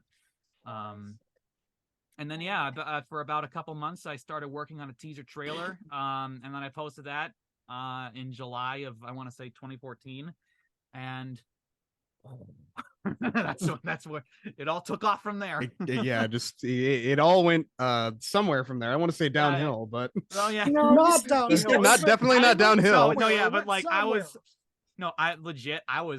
15 at the time. I think I posted that trailer, and I'm like, I'm little 15-year-old me, like I'm a sophomore, I think, in high school. I'm like, yeah, follow me. Come with me. We'll make 2 additional seasons. Come on. It'll be easy. It'll be easy. It was not easy. Narrator. In brackets, it was not easy. Right. It's not easy. And really, I was actually one of the very first people that actually came into this project back in September. It was like 3 months after the teaser came out, and I actually auditioned. You know, the website had like this audition process in which you can actually either do like character design work or storyboard or animation or anything like that. My younger self, I was at that point a sophomore as well, like did this little like I used a mouse at the time for like stuff like a storyboard or animation. When I did digital, like traditional and send in the character design thing, that's what got me into this project. And since then I've helped Nathan design some of the characters that would appear in the Rebooted project, and also helped him with the scripts. I think I was the one that we want to bring Aunt Rusty and Glenn back from, like you were like one of the like original like cast members that are still around, aren't you, Nick? Yeah, I've been very loyal. Yeah. And I've actually seen some of your character designs, and I was like, wow. I was looking at the date, and I was like, oh my goodness, this has been happening for a long time. 2016? Oh my goodness. Yeah, looking through that Google Drive is like so insane, especially as like a newer cast member or staff member. Museum. Yeah, no, it is. Like I barely got any. What is it at this point? Like almost 6 months, right? And like looking through all the stuff that these people have done, it's like, oh my god, how old are they? Yeah. Almost a little bit, but like it's really cool to see like the creative change in direction from the very beginning, because you could follow like a linear line where it's like, okay, so this is how they wanted to start it. It wanted to be like super big and massive, and then like you realize like as they started like whittling their ideas down to something more like compact and like straightforward. Yeah, like they started. They actually started getting more cynical as it went on. They were like, do we have to do this? No, but you could see like a really intense trajectory from the beginning to where we are now, where it's really like, again, it's a feat. Like it is something like I have never really seen in a project ever, but it really does. It comes together, I feel now, more than ever. Yeah, I feel like that. And speaking of which, I was given permission, by the way. Thank you very much for that, Nathan. But I would love to showcase the art style, if that's okay for everybody. Sure. Yeah. So if you don't mind, I'm going to share this on the screen for all of our viewers who are tuning in. I'd like to present to you the concept art for My Life as a Teenage Robot Rebooted. So at least the stuff that we have so far. So I'm just going to pull it up on the screen, and you guys can just tell me what the context is. So here's the first one. So yeah, we got this drawing of a cat concept. So yeah, tell us about this. There's gonna be like a Rorschach test. Everybody's gonna have a different answer. It was the, Oh, you know, that's talk. Obviously. For Nathan, it's gonna be like, this is pain. I spent months animating this. I know. No, there's a shot. I can talk about a shot that was like, but anyway, this particular one is the foundationals where we got all the character designers. And these are just a collection of the sketches. I don't think this is even everything that was made of it. Basically, we had a character that we wanted to introduce in at least an activation day, like a one-off sort of situation to help out with the perspective of Jenny being a lost kind of stray herself, waking up in a world that like she doesn't understand yet. We wanted like a character to kind of subtly parallel her, and that's where we came up with this just a stray cat that's like wandering out in the streets of Tremerton. And so we came up with a particular mood what we wanted for the character, and then the character designers just went out and just like, okay, so this is like what kind of got what we had in mind. Stray cat, kind of rugged, beat up, what do you think? And they came up with all these different looks, and you can kind of see the evolution of it as it kind of goes along. Like with the blind eye, the whiskers being bent, that was part of my first concept. Right. With the cat. And then I think, Atomic Geek came up with this, like the diamond shape of the head that we all really like, so we kept that. It was a comment going along.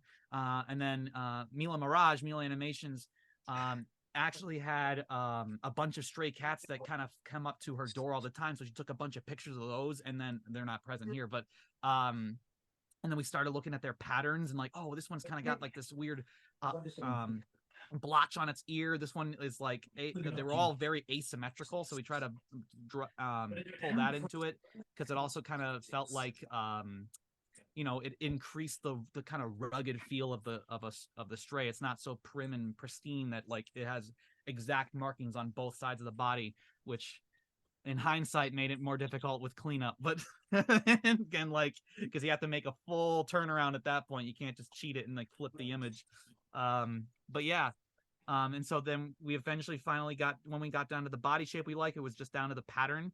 And I think my biggest regret is that we couldn't figure out a way of keeping that helmet kind of look work, because I always kind of liked how unique that looked.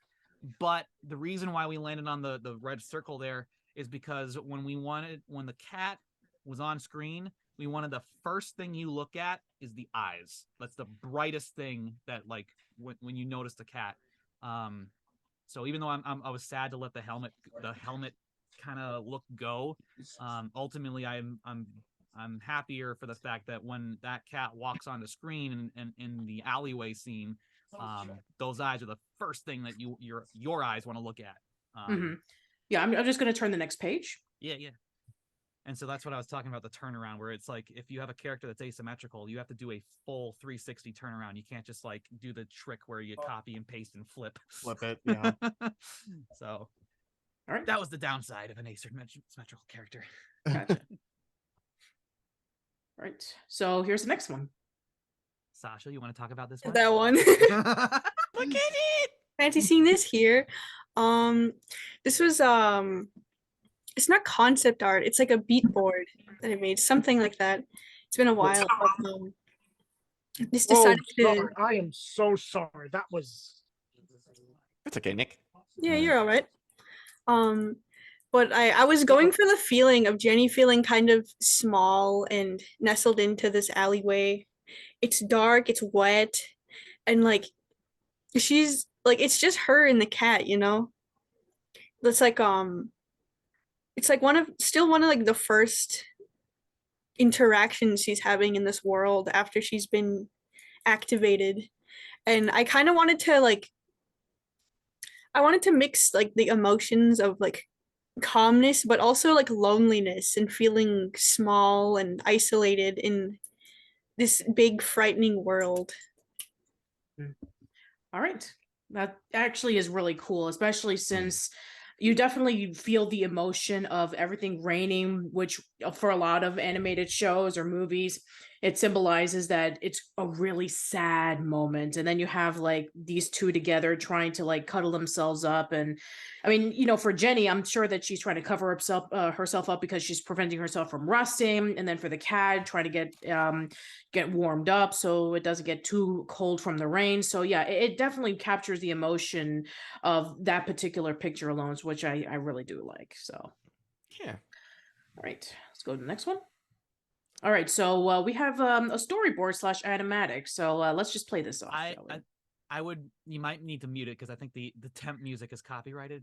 No problem. More than I will- likely. Yeah, so Yeah. if you want to see it with the music, watch it on YouTube. So let's watch it. More than likely, it's a Spider-Man trek. Oh my goodness. All right. So yeah, why don't you explain while it's playing?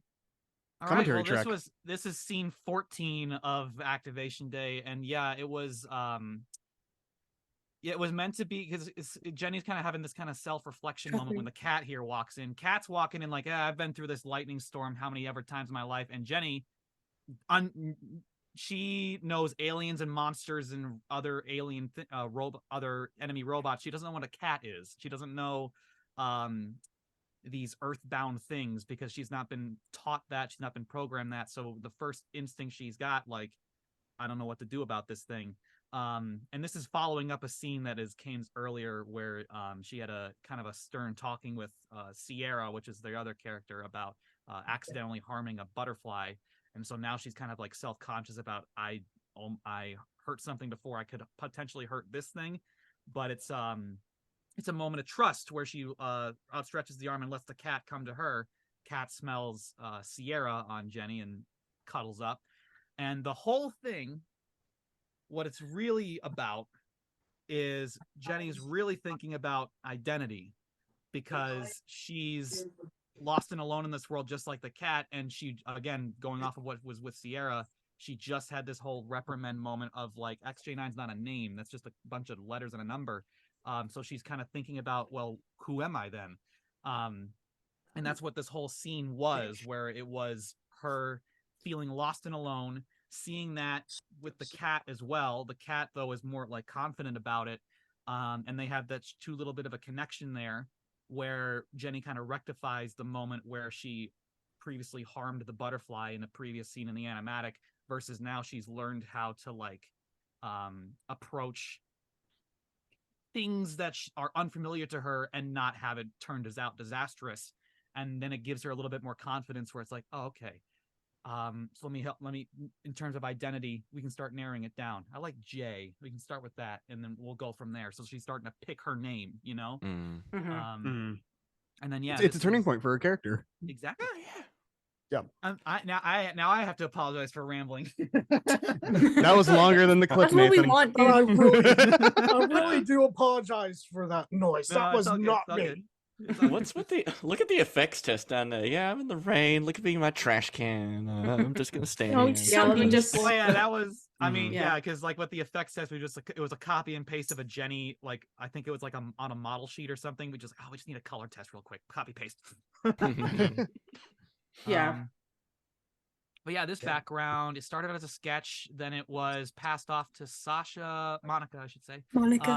Monica, and then she did the color pass, and then we tweaked it some more based on it was based on her color board stuff, and then did the effects test where we were like, okay, so the rain, like how we're gonna animate the rain, how is it like gonna like the clouds gonna be placed in here, and then eventually it comes out with the final background where we got all the nice pretty lights of the window and all the other ambient lights and stuff like that.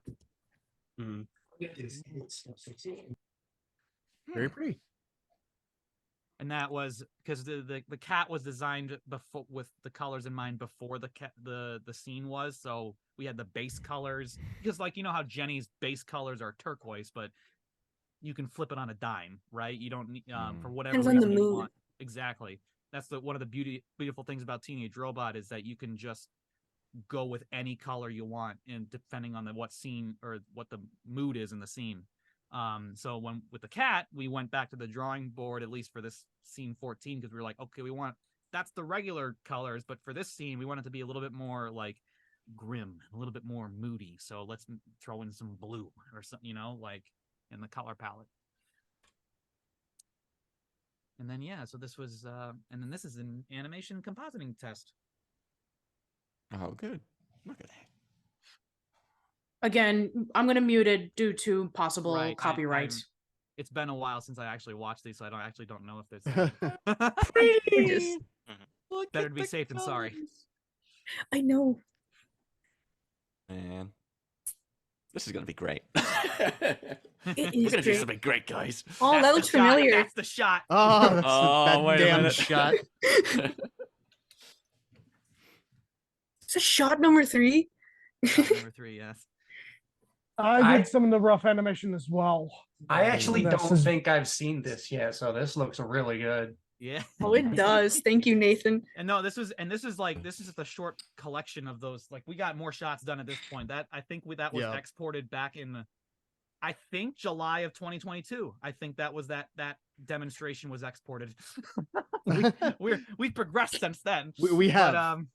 But yeah, that one shot number 3 was the bane of my existence for this because it's not that rough anymore. It's more refined in the and whatnot. It's just there was a lot going on in that shot. Right. This man killed himself trying to animate that I cat. had to revive him And several times while he was we working on that did. shot. There were multiple nights where he was just like, I hate this cat. I hate this cat. I want to get it done with. Ah.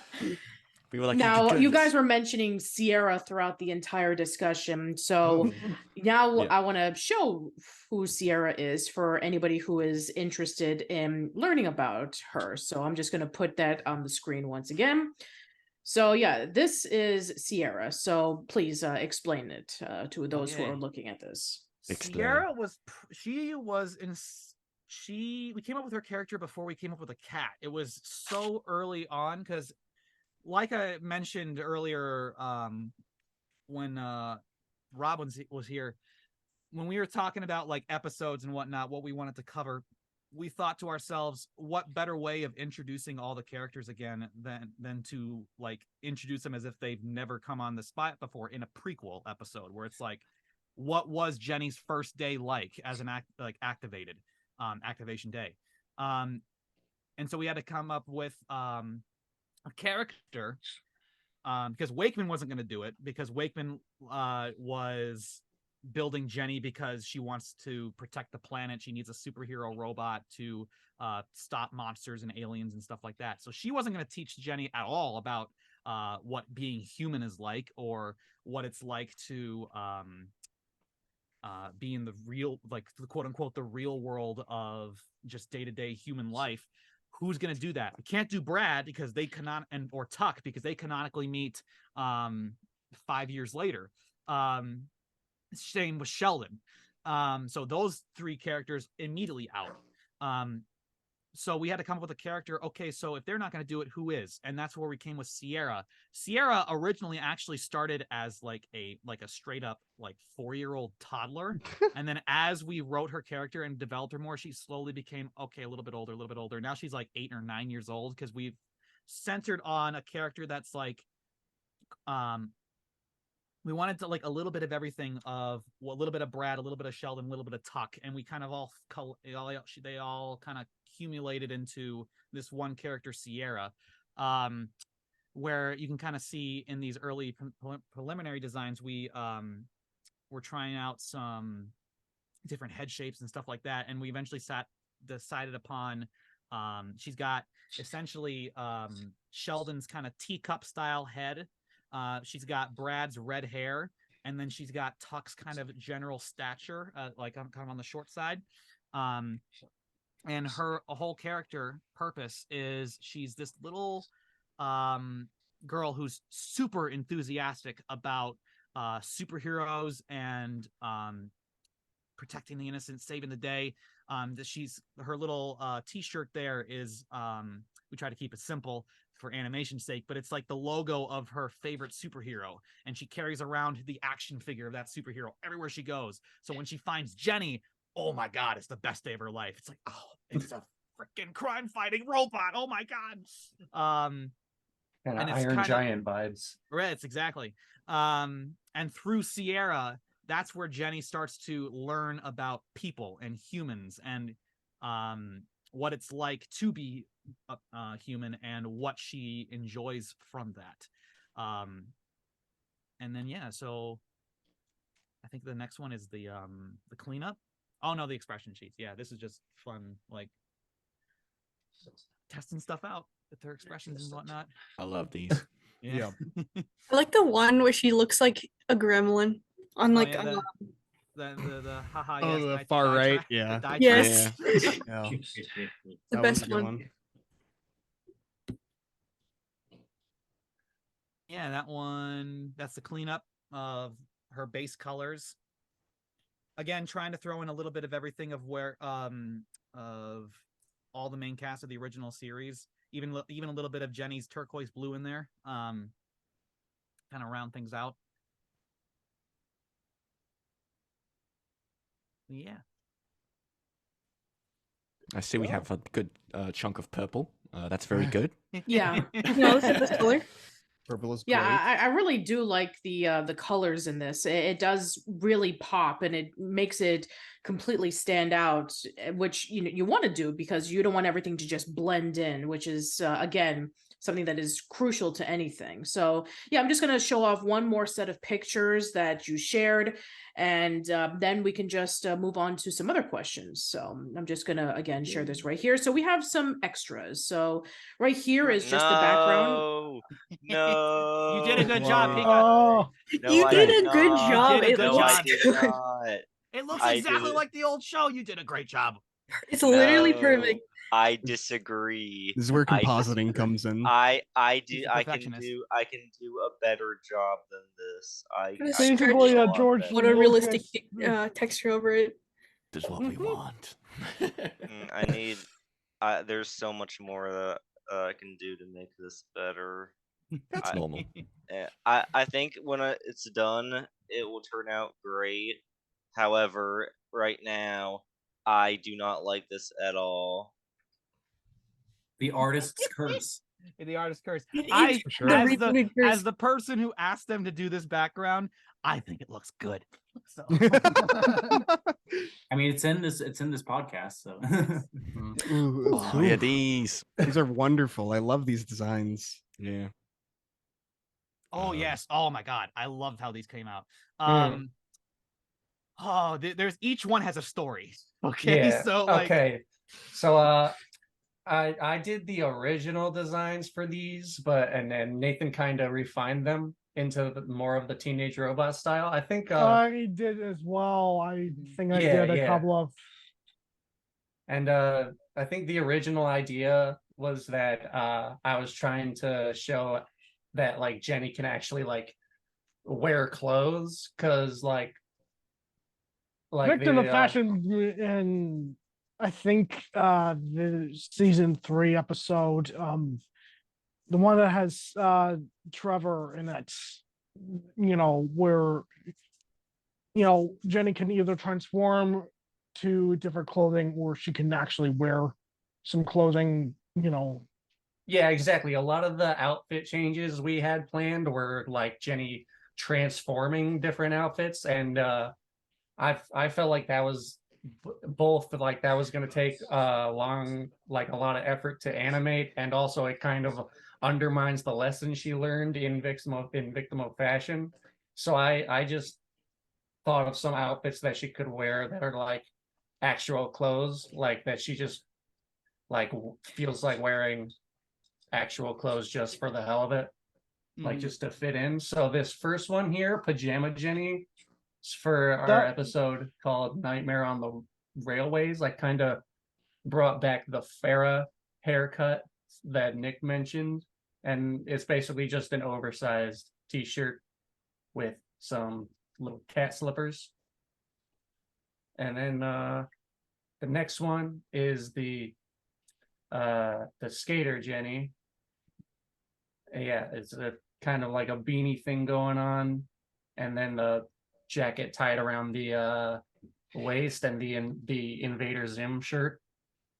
Yes. Yeah, We always, I was just looking at that. I was like, that's not what I think it is. It is, yeah. We always like. There's a couple of backgrounds like that too, where we like to sneak in little. I think there's a Brad background somewhere where Hey Arnold is snuck in the background somewhere, like right, like I if you think look. I have that background. Didn't Download someone it. like storyboard like a background where like one of the like there's a fire and one of the cluster bots looks like Mr. Krabs who was on fire or something. I don't remember. Oh, that was me. Oh, Oh, that was me. Yeah, so I was making an animatic for one of the fight sequences, and as a joke I just it was like a half a second frame, split second. If you pause at the right moment, it's just this explosion, and then you'd see Mr. Krabs on fire screaming. He has the general shape of the cluster bot. I also very, sneak very Among Us. tragic. Very tragic. I also sneak Among Us characters in just every now and again. We're gonna need to find those and delete. We need to get rid of those. Yeah. Too many Yeah, it's imposters. been beeped to death already. It's important to the plot. You can't get rid of them. No, No, I won't Yeah, say we too much. can. Can't spoil like the ending, but you know, you just gotta keep the Among Us ones in. okay, we'll figure something out. Okay, yeah, and we'll then rewrite the entire story if we have to. Oh. and then Hippie Jenny is probably my favorite one. It's based on an idea I had that wasn't in the original script, but then I handed it off to Nathan and he finalized it, so I guess it's confirmed now. Yeah. Canon. Because Fanon. yeah, because each one of these are like, it's not just us like, oh, what if she had this style? Oh, what if she had this style? Each one pertains to the episode in question. Like Pajama Jenny, for instance, Nightmare on the Railways. It's an episode where she doesn't really like go to sleep that much. It's like she gets like real tired and like Skater Party Jenny. She's going to a party or something. Like we try to like experiment with like because we all like Victim of Fashion so much. What if we can have like events or like in these little pocket moments of where we can experiment with style and stuff like that. Hippie Jenny, she's visiting Aunt Wisteria out in the outskirts, right? So she needs like she's got like the umbrella up top that acts as like she's got the solar panels. So she can't plug in anywhere and recharge, so she's using the sun, that sort of thing. I really love the pigtails twisted into helixes. Yes, yeah, that was fun. It's very creative.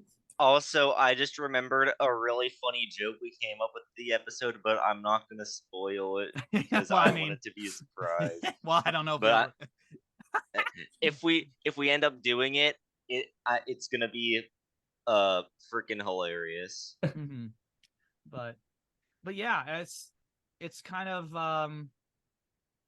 I feel like we're rambling again, but because we get excited about this Oh, stuff, boy. but Like I said, the Mm. show is called Casual Chats for a reason. Right. Ramble all you want. Yeah. I'm trying. I had something and now it's vacated my mind.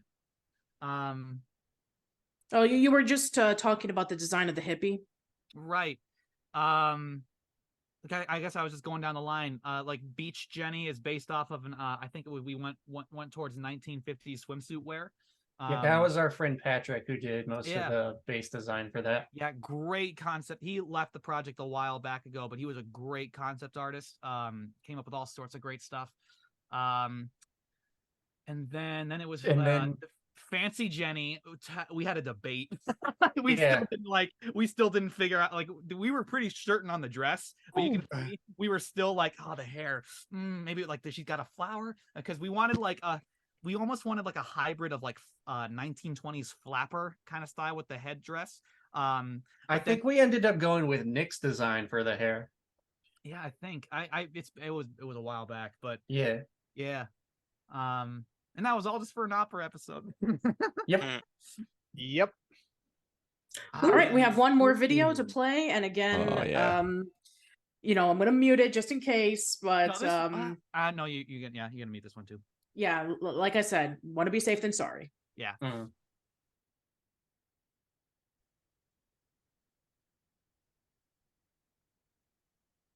I thought that was the breakdown one. Oh well. But actually there is one people in the crew here were messaging me about other stuff they wanted to show. So if you in the behind the scenes drive that I did share, there are 4 additional things to check out if we want to do that. Absolutely. Let's do that right now. There was another comp showcase, this one by Mark. Hello. Just going over more of that animation stuff. High five. There you go. This has no audio. Yeah. It's very quick. And it's very pretty. Yes. Yeah, I'd paid money to see that. It's incredible. Animation is unfortunately one of those things that takes forever to do. And you get like 1 second. Well, I think that was the last video. The rest of it is just concept art. So again, if you want to share the stories on the behind the scenes stuff, then go for it. So here's the first one. Yes. Oh yeah. Yeah. We've talked about this one. We've talked about this guy publicly, but this is the first time we're actually showing off the more of a polished design to him. This is he's not labeled anywhere right here. It's because this is honestly it's colored sketch, but this is, if you look closely, it's all sketchy still. It's not clean lines yet. So that's where we label the with the all the info and stuff like that. But this is Skolas. Like Sierra, where we wanted a character that to introduce Jenny to the human world. We wanted an alien cluster drone to introduce Jenny to the cluster, because it couldn't. We were going down the list. It couldn't be Smitus because Smitus and Jenny don't meet canonically until later on in the show. Vexus has yet to even meet Wakeman at this point, so we need to. It might not be the best idea for them to meet before she meets Wakeman and they establish their history. And Krakus isn't enough of a threat to be the introduction to be like the introduction to the cluster. So we needed a new character, and that's where I think Skolas was legit the first character we ever came up with. Period for Teenage Robot. I think he goes all the way back to the beginning, 2014, the beginning. Yeah. He didn't look like this in the beginning. He went through a bunch of design passes, but we're eventually landed on this. And he's just like, we wanted a centipede, because we have the characteristics of what Vexus is a wasp, Smitus is a Hercules beetle, and then Krakus is a cricket. So we wanted something like wildly like different in silhouette to them. So we're aiming for something. Okay, how about these characters are kind of tall and proud, and that's like Vexus, and then we have Smitus, who's the big box, and then we have Krakus, who's kind of this hunch over little gremlin. What about like this kind of S-curve style snake-like looking thing that can like lower himself to the ground like a centipede and scurry around? And it also helps that I've grown up in Gilbert, Arizona, and we there's centipedes, so there is that little additional influence into it. So yeah, and that's Skolas, and he's like the main baddie of Activation Day essentially. And then we have this one. Seb should talk about this one, our favorite. So yeah, this is Zuhanara here has some really interesting history. Oh yeah. She so and I love her so much because of what she represents and how she represents it. She is a trans character. Epic. And we absolutely love her for that. Worked hard on her. She went through some of the craziest concept changes. They're very, very drastic. I don't know if they're in this compilation, but she started out just as this spider, just this massive, just this crazy spider. I didn't even come up with the original concept art. That goes to Lucas Garcia, who is unfortunately no longer on the project. He decided to leave. But Zuhanara started off as just this crazy abomination of just parts, all like shaped as a spider. Crazy stuff. And then we had the idea, tone her down, obviously, because we can't possibly animate that. Where's the budget? And, there were other elements that I probably shouldn't get into because that leads into crazy spoilers that may or may not happen. Right. Yeah. But once we had set those aside, we decided to keep her more grounded and I guess humble her some, because she was going to start off, I guess, a lot bigger, thematically, but the story's not about her. It's about Jenny and her rivalry with Vexus. So instead, and we, as you can see, we kept the spider form. But you also see that she has a more humanoid stance that doesn't really scream spider. So she's actually based off of the Death Head Hawkmoth, in her more humanoid stance.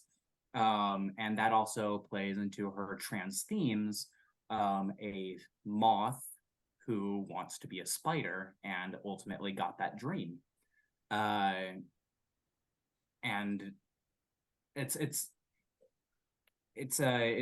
really something that we're all insanely proud of, just because she has gone through some of the most drastic changes throughout. Like we worked really hard on her, and you can even see like in the little trans flag in the center there, you can kind of see her colors kind of play into that kind of thing. They're definitely edited colors, they're toned differently, but they still carry that thematic.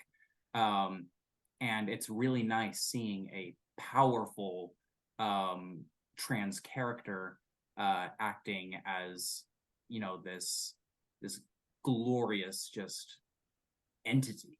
Because that's what she feels like. She's and those themes aside, she is a what was it? I guess sort of a rival to Krakus. She invents things that are much more competent than his own. And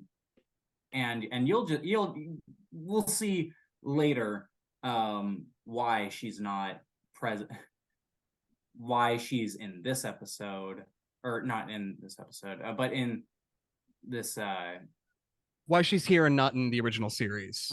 Essentially. I don't want to say too much spoilers on that. But, I want to like build off of some of these points though, like one of the coolest things, because what clicked with Zuhanara, she did start off, like Seb said, as this giant hulking spider, and we loved, because what we wanted from her as a character, we essentially thought, wouldn't it be cool if we had a character who was like a dark reflection of both Jenny and Dr. Wakeman herself, in that she's all the trans themes that comes with Jenny Wakeman, and we can talk about that at some point too, because I think it's very essential to the show.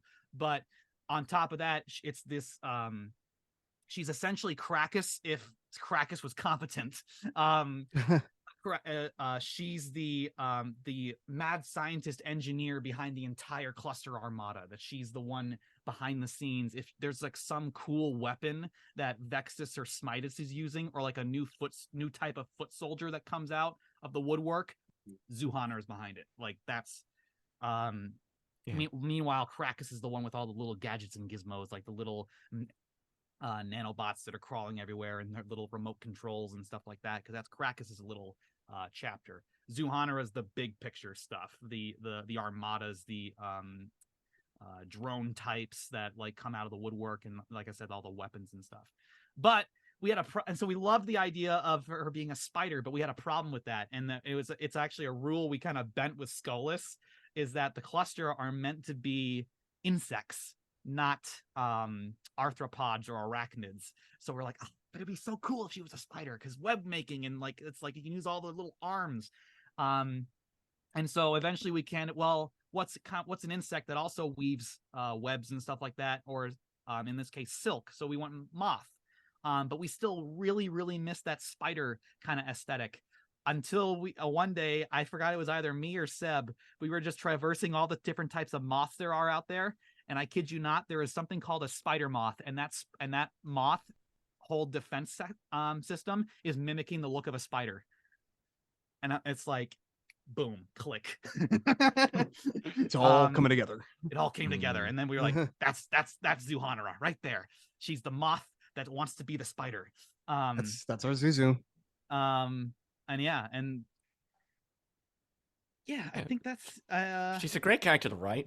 She's a lot of fun. She's very fun. Yeah. This crazy exploration of the spider, kind of like showing her in her, like in a little workshop, kind of like with all the little limbs and coming all around. Mm-hmm. Yeah. Thank God you didn't show the thing that me and Sasha did. What did we do again? You're making me scared. What did y'all not do? It wasn't intended for Rebooted anyway, so we don't need to worry about it. I was just getting kind of worried because Nathan said like it was stuff that was sent to him, and because we sent it to him, I thought it was gonna be shown for some reason. But there is one I sent. Sasha wanted to show off a beat board. I think did that come through by any chance? Ooh. Yeah, there we go. Yeah. I wanted to save this one as well. So as soon as you guys were done talking about Zuhara, so yeah, this is the last one, by the way. Mm-hmm. Yes. I did the background and like the colors on this one, and the person who and I collaborated with someone, which we did a lot on the beat boards, and he did the characters. He did Jenny, he did Sierra, he did the butterfly, and I just thought it would be nice to like get his work in too, because he's very skilled and he's very talented, and he's made some very like he's had like very great contributions to the project too. Yeah, and then this is just another one of those. This one's still in the early stages. This is we were talking about that butterfly scene, and this is that moment. Jenny's first introduction to like, if I want to put on my artsy fartsy director hat, right? This is Jenny's introduction to innocence, and we're gonna strip it away. Here we go. I want to mention something real fast about the butterfly. Right. Yeah, go for it. I got the honor of scoring that scene, and that was my first. That was the first like task that I did. That was the first like thing I completed. It was scoring that moment, and I thought it would be creative to name that piece the butterfly effect, because we're all familiar with Michael Giacchino puns. We're all familiar with the butterfly effect. You know, the simple flap of the wings can change the course of time itself. Mm-hmm. So that to get into Spider-Verse spoilers, I guess that is Jenny's canon event. Well, so if that didn't happen, maybe the rest of the show wouldn't have happened. True. Like, I can see that perspective. Yeah, I can. Yeah. But yeah, I think that's everything we have for behind the scenes that we could show. Concepts. Yeah, that looks great, by the way. I wish we had more. It's just we've been so busy prepping for the 20th anniversary, so I just like, what do we got to show? Yeah. Moving too. Right, of course. So can you like hint on when possibly we could be able to see the final product of this? Oh, I don't. That's a question. That is a question we get every single time we do it live. Like we do live stream kind of podcast chats on our YouTube channel. We get that every time, and our answer every time is like, we don't know. We're working on it. We don't have a budget. We don't have anything like that. We don't really have like hard deadlines or anything like that. And without a budget, I would feel it would be irresponsible for me to set hard deadlines like that. Yeah, because exactly. I can't, if we're doing this all for just for fun and no budget for free, how can I sensibly say, okay, you have to get this done by this specific date or else blah blah blah blah, Or else. Or else what, Nathan? What are you gonna do? Or You're else not he turns paying into me. or else he turns into Benson and fires everyone. You're fired. Oh my goodness. But yeah, so that's like, it's without a budget. It's meant to we keep it casual, we keep it friendly, and that's a reason why we've been going on for so many years, honestly. But I wouldn't have it. I wouldn't have it any other way if we had no budget. It was I can't. It would not be in good faith of me to set hard deadlines like that and expect people to put their treat this as an actual job versus the stuff that they actually get paid for in real life. Now, the thing that I think is really important to address is that because this is an animated series, it's really, really hard to find people who are willing to animate or storyboard or make animatics just in general for free like that. And I think that's part of the reason why it's moving at a snail's pace. Well, yeah, I wouldn't say it's like, I wouldn't also say it's like hard to find people, or it's just like, we've had a lot of people come and go, but that's not, and it's not any animosity towards those people. It's just like, naturally people gravitate to what drives their passions, what they're interested in. Yeah, right, exactly. So it's not like we're like actively seeking, you gotta work for us and you gotta treat this as a job or anything like that. It's more so like, hey, you want to have good time, join us, be friendly. We're gonna help each other out, develop our art skills. If this project kind of speaks to you, that's where we're like, come on in. If not, like we actively dissuade people from joining if they're expecting, like, if it's like a job application or it's like, oh, it's like a great source of income or something like that, or something to put forward. No, we dissuade that completely. If anything, like we have some people who are here solely for like to add some work into their art portfolio, like this is a really good, like, projects like this, like let's say Reanimated or a Rebooted in this case, are really, really great for starting to develop your skills as an animator and really showing them off so that you can, potentially get something like a job offer further later on whenever you enter that realm of freelance work, trying to look for studios who are like, oh, what, I saw that you were in that Rebooted thing, that looked great, why don't you work for us, so hopefully some people can get a job. And I'm really glad you mentioned that, because it doesn't just apply to the visual arts. I have some interesting, a quick interesting story about how this project has influenced my course of life. Because I've had the opportunity to work on scoring some of these scenes and improving my music along the way, I have actually caught the attention of some pretty big people, I guess. It was already just fantastic getting to chat with Rob Renzetti. But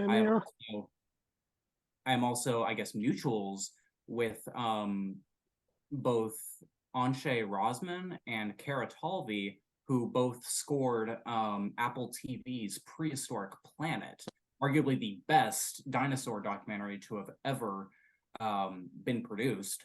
And the only reason why I managed to not only get in contact with them but become mutuals with them is because this project has given me the opportunity to improve and have something to show that's worth showing. I think that's fantastic, considering that something that you are passionate about is eventually going to help you get better and eventually even find opportunities to do, great things that is beyond that what you were expecting. Like, I started doing my blog and podcast like over 10 years ago because I was in a quarter life crisis. And it was something that I was going through at the time, where it was like the Great Recession. I recently graduated from college. I had no job, no money. I thought that my life was pretty much over. And so my best friend and I, we decided, let's just do a blog and talk about our favorite things that we grew up with. And, then it spun over to doing the podcast, and then it spun over to just doing a whole bunch of interviews with different people, and then getting a hold of so many amazing guests that we've had on the show talking about various topics. And then eventually it just spun off into what we have today. And it wouldn't have happened if it wasn't for my interest with things. And nowadays, I decided to go back to school and decided to pursue a career more in communications because of my stuff online. And now I'm working slowly to getting into what I want to do. And it wouldn't have been for my podcast and for my blog if not for doing what I'm doing now. So yeah, I think that if you're able to continue with all the hard work, eventually people are going to notice you, and they'll be like, yeah, I really do think that your work is great. We work in this industry. You want to talk about something? And yeah, you never know what a passion project can lead into. That's what I'll say. For You sure. really never ever know, because that sure snuck up on me. Because I just emailed both Karatalvi and Anjay Rosman just one day, like, hey, can I intern for you? Like, no, you can't intern because we're not taking interns at the moment, but your stuff does sound great. I think, and it all just takes off from there. It's an opportunity. It's like half missed, but sometimes even the half missed stuff, like, you still have stuff that's working. It is working, so just keep going, keep doing what you love. I think one of the best examples of it is I think James is the best one to talk about. Do you want to talk about how rigging that Jenny model, what it led to? There you go. So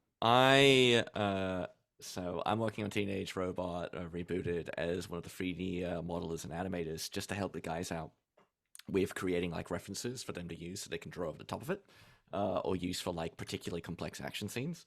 And one of the things that we need is a Jenny model, and we need a Jenny rig. And so I modeled and made my own Jenny rig, and then I added that to my portfolio, and that's good enough for me to become an intern at Animal Logic in Sydney. So like, yeah, the passion.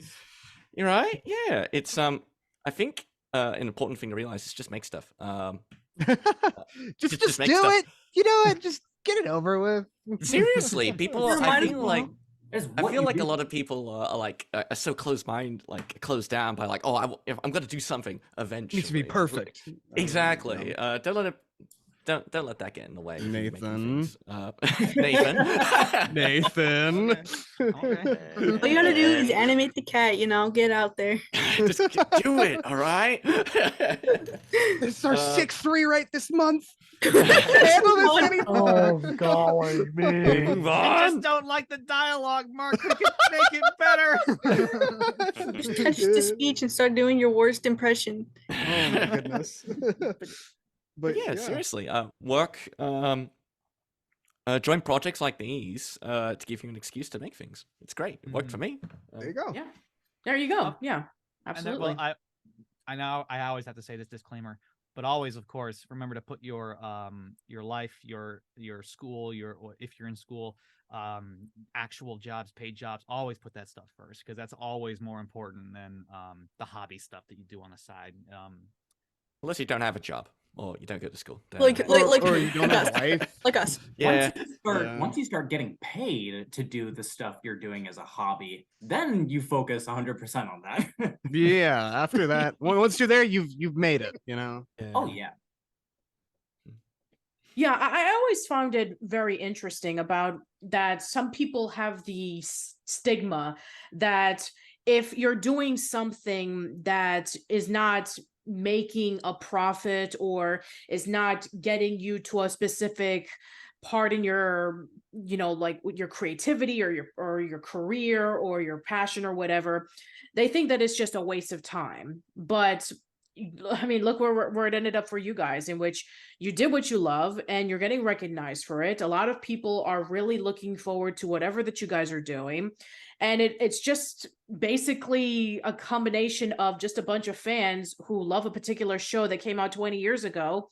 And you want to see more of it because you just loved it that much. And I think that's pretty admirable, to say the least. And it is just great because usually when people would be saying like, it's long gone, it's over, why do you even want to bring it up anymore, the people who've long since created it have moved on to other things. But I mean, that's just the thing, is that if you bring it back into people's conscious, then it'll be like bringing in the idea that, hey, there is more to this. I mean, look at what happened with like when Hey Arnold was being reran on the 90s or all that, we got the Jungle movie, and then eventually we got Static Cling for Rocko's Modern Life, and then we got Enter the Florpus, and we gotten a lot more of those movies because of fans bringing up awareness again, and even for a new generation of people who never even grew up with it because they were either too young or maybe they missed out on it.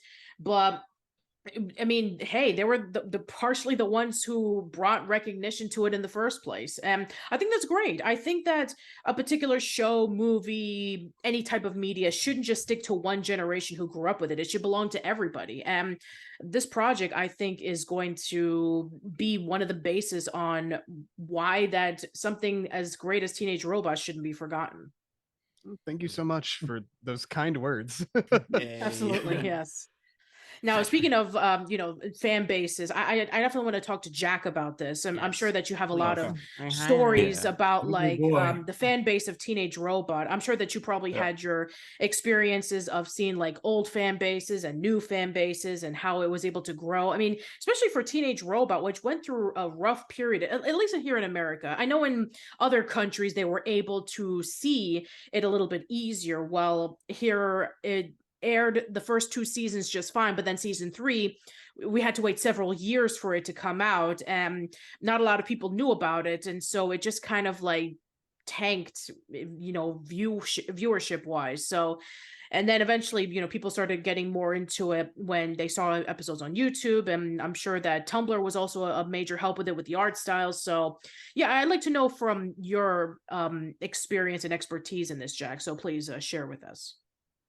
Okay. Well, the Teenage Robot community started back in 2003 with a small little blog page that was organized by fans before the official Teenage Roblog, where they would like release. The Teenage Roblog was something where they'd release like behind the scenes information about the show, and that's where we get a lot of information that we cover in Fanbase videos. But like fast forward past the cancellation of the show, and things kind of go quiet there for a while, right? Eventually, there were all sorts of different communities that came up. I sprung up on Facebook in 2016. That's when I created Fanbase, and there were little tiny separated Teenage Robot communities on Facebook at the time. But the problem was, why were we separating into like little groups of like 50 when we could all come together into like a giant group of 2,000? I think it ended up being on Facebook. And I just kind of took the initiative to reach out to people in those groups and move them all towards one thing. Eventually that exploded thanks to some people helping me out with the YouTube channel. That's proven to be a very, very helpful thing to encourage people to come together on the Discord server that me and Nathan run. I don't know how many people are on that now. I think we must be getting close to 3,000. Too many. I'm looking it up right now. 2,600. Yeah, wow. 2,600. And between his YouTube channel and my YouTube channel, we must be getting close to 40,000 subscribers. That's amazing. Yeah. yeah, it's been a journey, and I credit any success that I've had to the people that I've worked with, and I really appreciate Teenage Robot Rebooted for even considering to bring me onto this podcast and talk with you, because what they're doing, in my opinion, is significantly more special than what I am. Like, what I'm doing is reminding people about little facts about the show that might have been harder to dig up without my aid. But yeah, what they're doing is they're continuing the show. Like, whether or not that's official, that's irrelevant, right? They're putting more eyes on the Teenage Robot. They're introducing it to more people, and I really appreciate their effort. Yeah. All right. Yeah, I think that I think we should start wrapping things up to kind of like close our discussions of My Life as a Teenage Robot. So if you guys have any final words to say about either the show itself or the project or anything else, then go for it. I oh shoot, is my internet doing okay? No, you're fine. You're fine. No, we can hear you. You're fine. I wish I could have gotten to like thoroughly thank Rob Renzetti whenever he was here. Like how Nick had done. Because it's seriously, this show has done so much for so many people, and I mean, he really deserves to hear what kind of influences it's had on people, and just the amount of change that it's been doing. It's seriously just been such an incredible journey, and especially like leading up to events like this, it's really such an honor. Yeah, I think that as well. Like when when I first came into the project of Teenage Robot Fanbase back in September of 2014, I was going through somewhat a similar phase as Jenny was, trying to fit into high school and everything. And then here's this project that is a fan continuation of the show where we are trying to out every given idea on how to continue on with the show. And I learned a lot of stuff from that. And if it wasn't for the show itself, my art wouldn't have improved. The art show itself is just so wonderfully crafted, and like even with the character designs being upgraded for season 2, a lot of the elements that made the show unique is still there.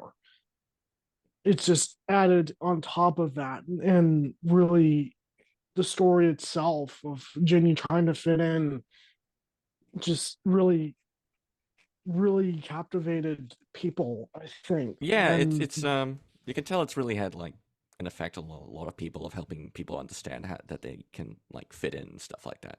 Oh yeah, And, like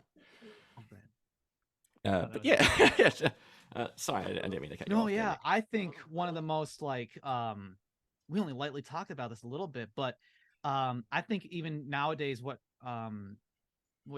continues to drive me to keep going of like me just finding new things of like what this show touches upon, what can be explored further. Big one, Jenny's entire story can be looked upon as an experience of any trans person out there, because even though like if Jenny didn't particularly start out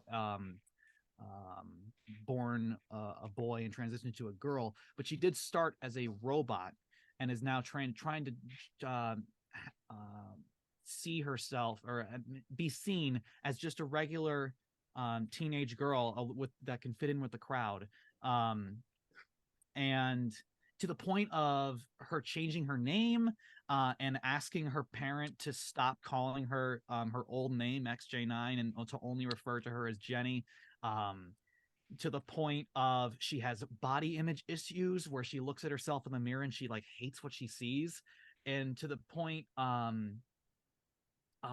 was another one that was like oh yes, there was even an episode what was it called? What was the name of the episode? It was the one with Travis and the boy who is afraid of robots. What was that? Oh yeah, that episode guy. Weapons of Mass Mass Distraction. Yes, thank Yes, you. that's the Weapons of mass episode I was thinking of too. Weapons of mass distraction. Literally, I blew my mind because I was just like, I forgot I was either rewatching the show or just rewatching clips again, and it just like clicked. It's an episode where Jenny is trying to go on a date with a boy. And the boy is a little nervous about how she appears to him. And so what does she do? She goes and says, okay, I'm going to be even more girly. I'm going to start wearing a cap. I'm going to start wearing all these different clothes. I'm going to put on a t-shirt that literally says the word girl on it. And so like she dresses herself up to be even more like, please see me as just a regular teenage girl. And it's just like, I feel like that speaks volumes of the creator.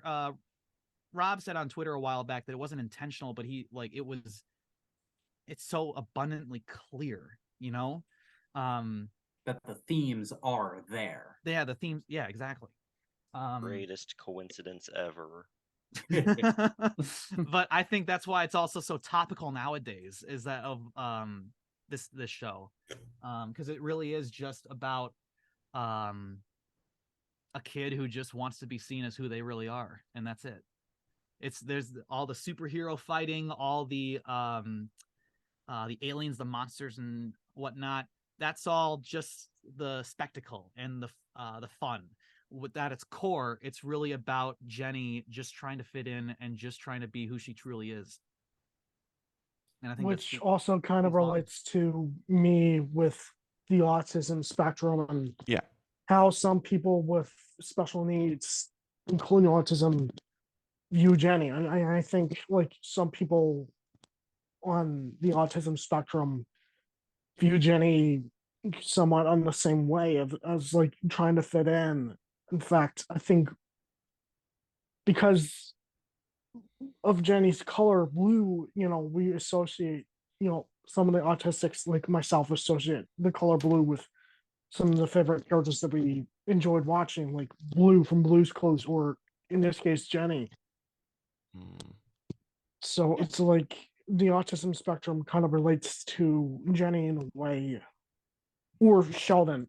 It could be either or with either character of like trying to fit in and impressing others, and that kind of struggle with how to do that and yet still be ourselves. The point being that just the show in general appeals to such a variety of people with a variety of needs and a variety of feelings, and I think that's probably the reason why it's been prolonging for as long as it has been, and why we are still very dedicated to making this happen.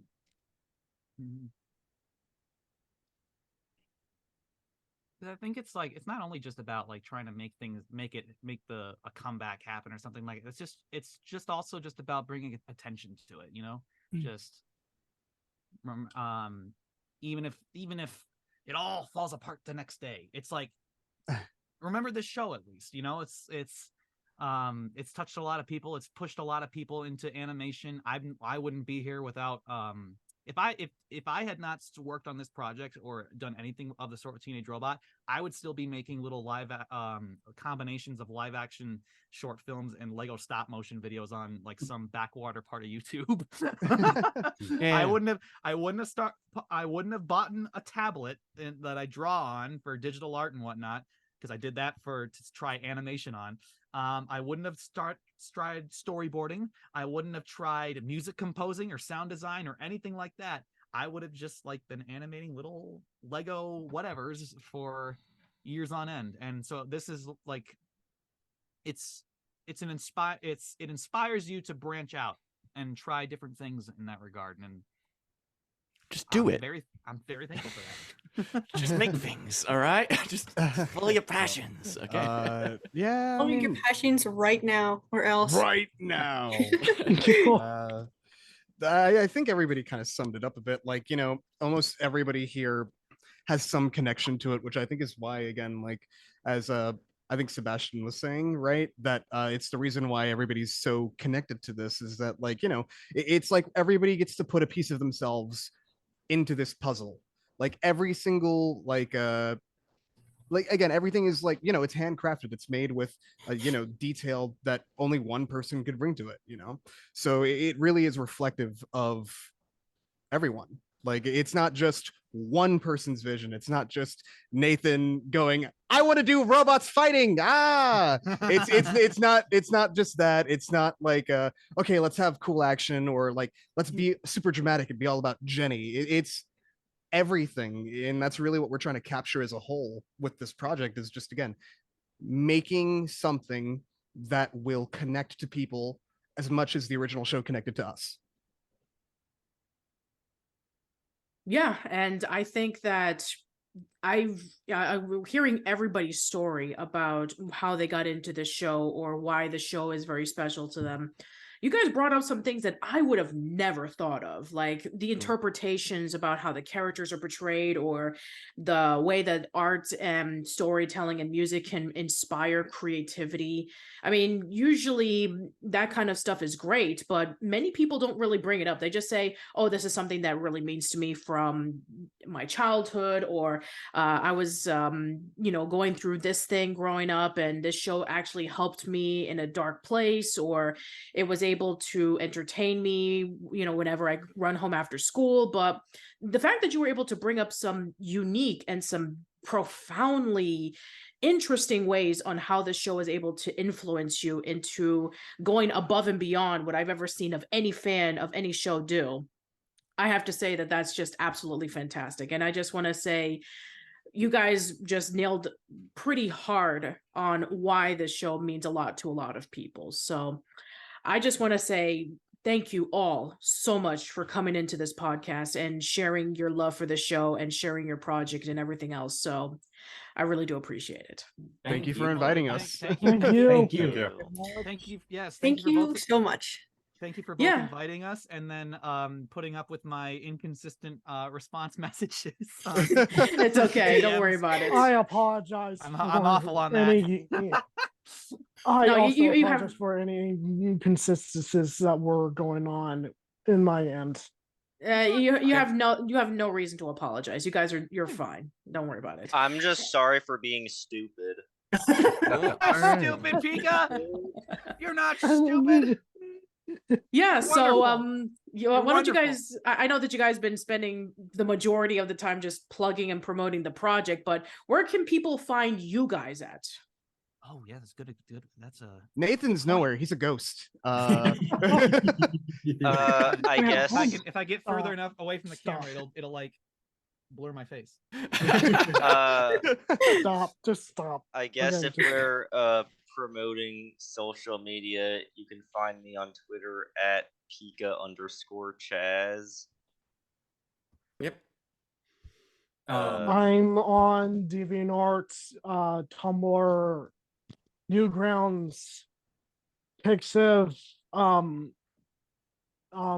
as well as I also make music, like Plunderphonics, like music, under Simmer Tunes, on SoundCloud and Bandcamp. And I'm, art-wise, I'm known as Nico Tunes. That's tunes with a Z at the end. You can find me there on Twitter, under that as well. Yeah, pretty much where I'm at. I might have a problem. I don't think you can find me out of nowhere. James is the ghost. James is the phantom here. Yeah. You can find me, but at a price.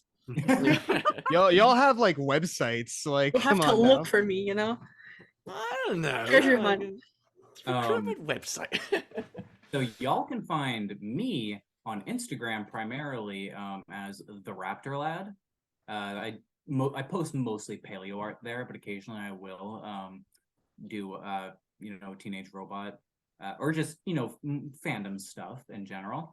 I'm also on Twitter as this really weird automatic name that Twitter gave me because I didn't understand how Twitter worked. Sebastian BRT1. It's weird. So those are my two primary sources of contact and just content. I'm also on Discord as just the Raptor Lad. So you can come chat with me. Friend me too. I friend everyone. I'm also on YouTube as well. Yeah. I'm also on YouTube as well under Nickelodeon as well. Like Nickelodeon archives. For some reason, like this was before the whole YouTube clash of late 2019, early 2020. Somewhat. Is that archives with a Z, like at the end of it? Yeah, archives. Okay. Okay. Where can we find you, Mark? Oh my goodness. You can find me on twitter.com/committing crimes. I am a freelance screenwriter who is you will find posts of nothing of value, mostly people who work that I know either from my own projects or in general, like retweeting their incredible art, like storyboards or animation or backgrounds and all that. I barely tend to like say anything crazy on it. I have a picture of my dog as my profile picture. It's pretty cool. You should check it out. I'm a freelance screenwriter. If you ever are looking for anything like that, hit me up maybe. That'd be pretty cool. I rarely use social media anymore. I do have a Twitter.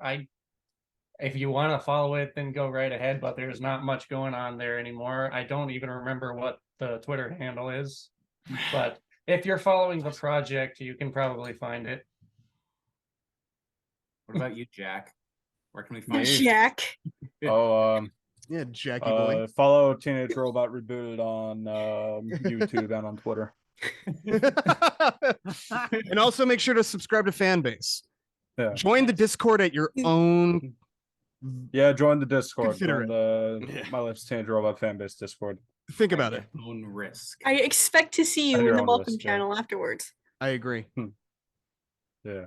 But yeah. And now I'm going to plug myself. go for it. 2072 everywhere. Okay. Even art, Mad Moose. Twitter. Mad Moose Everywhere. 2072. Yep. I'm for dogs. And Miguel, do you have any social media places to share? Yeah. You can find me in ArtStation and YouTube as Miguel Ángel Murillo Calvo, or in Twitter you can find me as 32 Atom 23 or Atomiki. Okay. Adam 23.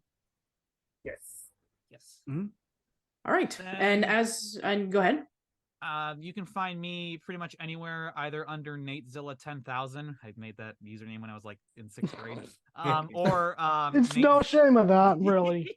or under NateZilla Art, kind of a shortening of it. And yeah, I think that's it. I don't know. All right. All right. All right. And as for me, you can check out my work, which is at oldschoollane.net. I have a YouTube channel, which is youtube.com/oldschoollane, Facebook page, which is facebook.com/oldschoollane.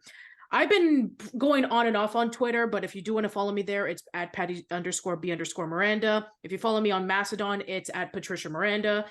Follow me on Instagram as well, which is instagram.com/oldschoollane. You can check out the podcast on Anchor, Spotify, Google Podcasts, Apple Podcasts, Stitcher, Radio Public, all those places. New episodes of the podcast will go there first, and then it'll go up in a few days on YouTube. I just want to give you guys a major congratulations for a couple of reasons. One, for your upcoming project. 2, for the celebration of my life as a teenage robot. And 3, I have been doing this podcast for over 10 years.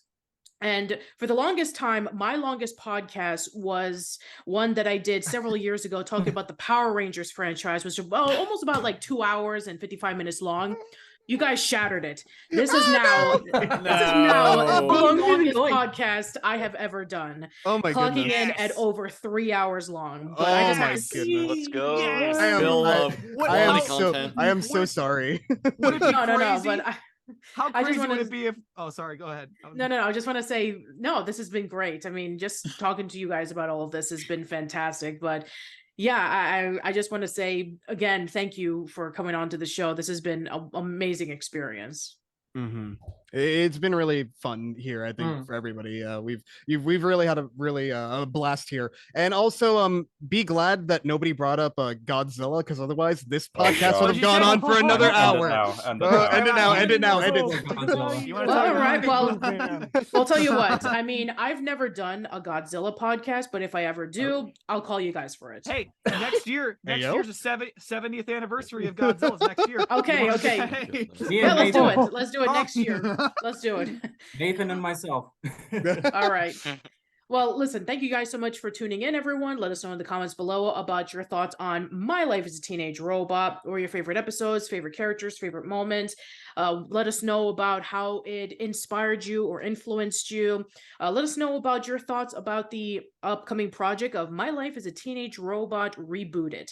So that's it. Hope to see you around soon, and take care. Thank you. Bye. Bye. Don't disappoint us. Bye.